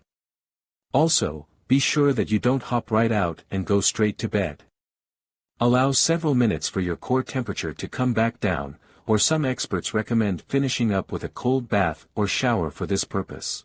Journaling. This is a powerful practice that some of the most successful people in the world do. From Oprah to Tony Robbins, journaling has been a consistent part of their lives. For the intents of a pre-bedtime ritual, you can use your journal to capture stray thoughts, to get any of the random ideas out of your head and out onto the paper. That alone will help free up mental space. You could also use the journal as a check-in, to look at your progress and affirm what steps you need to take next. Again, getting it out of your head and onto the paper. Gratitude log. Part of the reason people have anxiety and trouble sleeping is a fixation on the things they haven't done and what they don't have. If you're reading this right now, chances are you are far more fortunate than you realize, and you may have gotten out of touch with just how much you have to be grateful for. You can use a gratitude log to simply capture 3 to 5 things that you were grateful for today. It could be big things, it could be small things. Just the act of paying attention and writing them down to end your day will make you more receptive to all of the good things that happen that we end up taking for granted. Meditation and/or prayers. I remember when I was little, my grandmother would always have me say my prayers before I go to bed. The prayer ended with me asking for the people I love to be protected.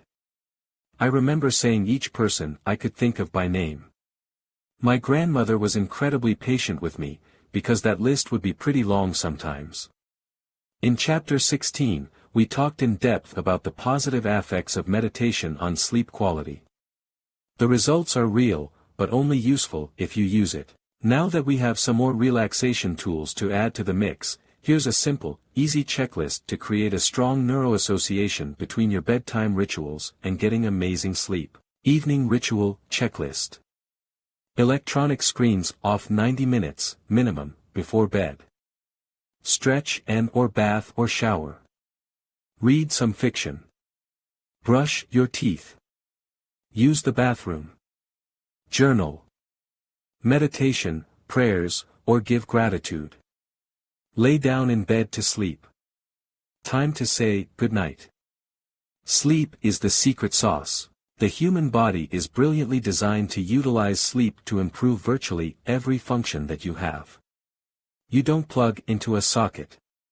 You are made anew by honoring your body and getting the sleep you require. The path to success will not be made by bypassing dreamland.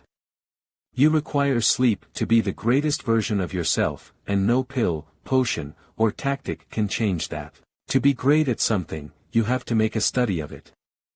I'm truly honored and happy that you picked up this book and decided to make a study of something that will bring you great health and happiness for many years to come. In our world today, it's the simple things that help us reconnect with what is most valuable.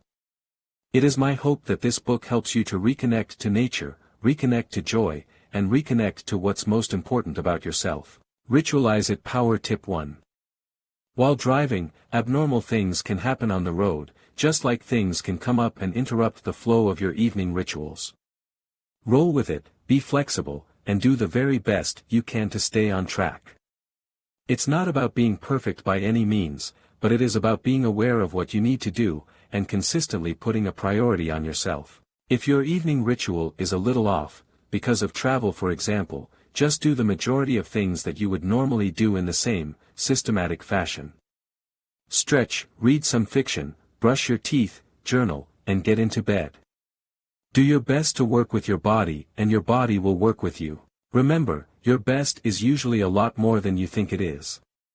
Sometimes we will put our own well-being on the back burner and throw up our hands in conceit.